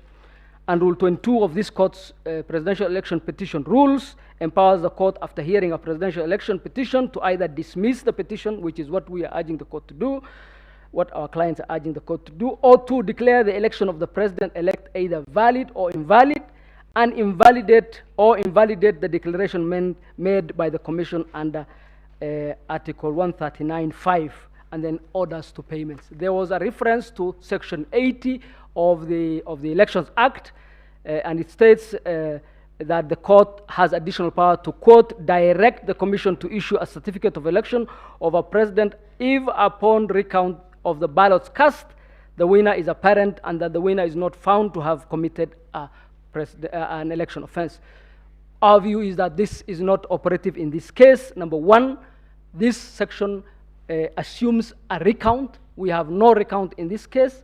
Number two, it's not specific to the presidential elections, as is the case with the Constitution. And number three, it says that as a precondition, as a condition precedent, whoever is getting the benefit of that relief must, of necessity, have not committed an election offense, which presupposes that there is a process for that to have been determined, which has not happened in this case. In any event, it is the contention of the petitioners that indeed the petitioners or their agents are guilty of presidential or of election offenses, and therefore they ought not to be entitled to that relief. But can I go back to the relief sought by the petitioners, especially in 005? They are very convoluted. There are many. They are conflicting. If you look at, and some of them are strange. For example, there is in paragraph 18 of the remedies sought in the petition number 005, you are asked to uphold the decision of the 4 commissioners in rejecting the declaration. No such decision or no such lawful decision exists. You are asked in paragraph 9 to order directing IEBC to tally and verify, then declare. That has already happened. The tallying and verification has already happened. You are also asked to find that the elections were held in complete contravention of the Constitution, yet declare under section, hopefully 84, the petitioners, the president-elect and the deputy president-elect. Those two do not head to the same. And then you are also asked to get the election invalid, in which case the section kicks in that there will be a rerun in 60 days, yet to hold that the IEBC, as currently constituted, cannot hold the election. In which case, again, you have a conflict that is not subject to be determined. So our view is that the totality of the relief sought raise a lot of problems, as mentioned by the judges on a number of occasions. In terms of the reliefs we are seeking the reliefs as listed out in the responses, all of them, and jointly. We are also seeking reliefs as far as the chairman is concerned, as far as the number of criminal actions stated or alleged in the respondents. I adopt all the affidavits, my lords and my ladies, stated by my learned senior Professor Gideon Mugai, and the presentations thereafter. Suffice it to say that what we have witnessed is at the tail end of a very long process. We in this country have gone through a lot of reforms as a result of elections. If you recall, the entire ECK was disbanded by legal fiat as a result of an election. Thereafter, we have had to completely redo our election infrastructure. We have come to the point where this court 5 years ago laid the law. Now, if you look at all those steps, we have taken radical steps that have cost treasure, that have cost lives, that has cost livelihoods, including staff members of the ECK who have either died in office or who have been fired as a result of being told you have all been disbanded. Our law has no problem, my lords. Our elections have no problem. The problem lies with our politics, and the problem lies with our political culture. That cannot be legislated. It cannot be delivered through litigation.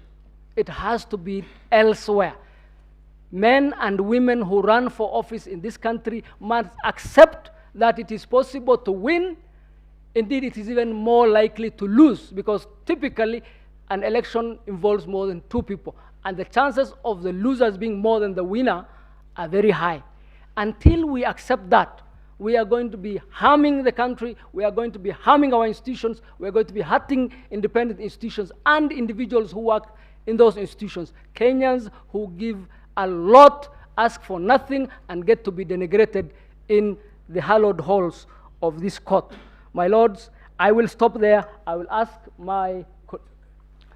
Thank you, my lords and my ladies.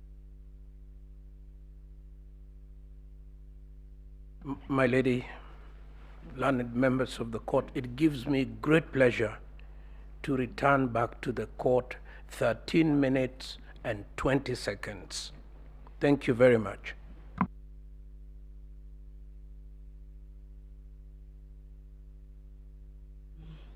Thank you very much for donating to us 13 minutes. We will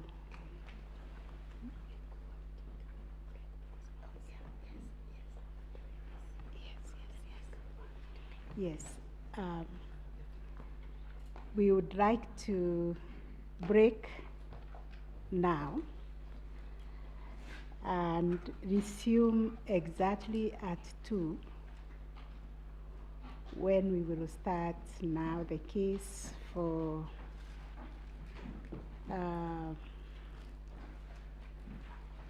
should be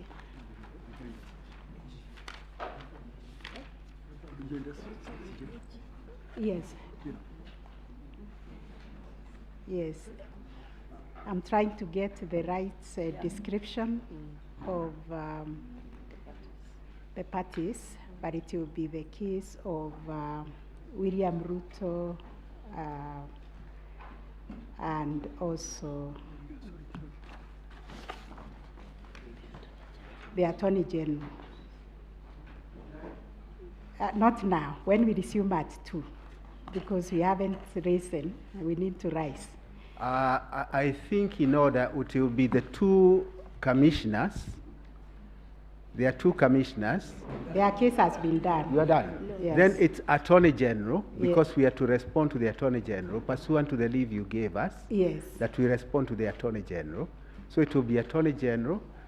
My learned senior, Oraro, senior counsel is present, and then I'll take over the case for the first and second. There is no problem. Thank you so much. Yes, so we resume at 2. Thank you.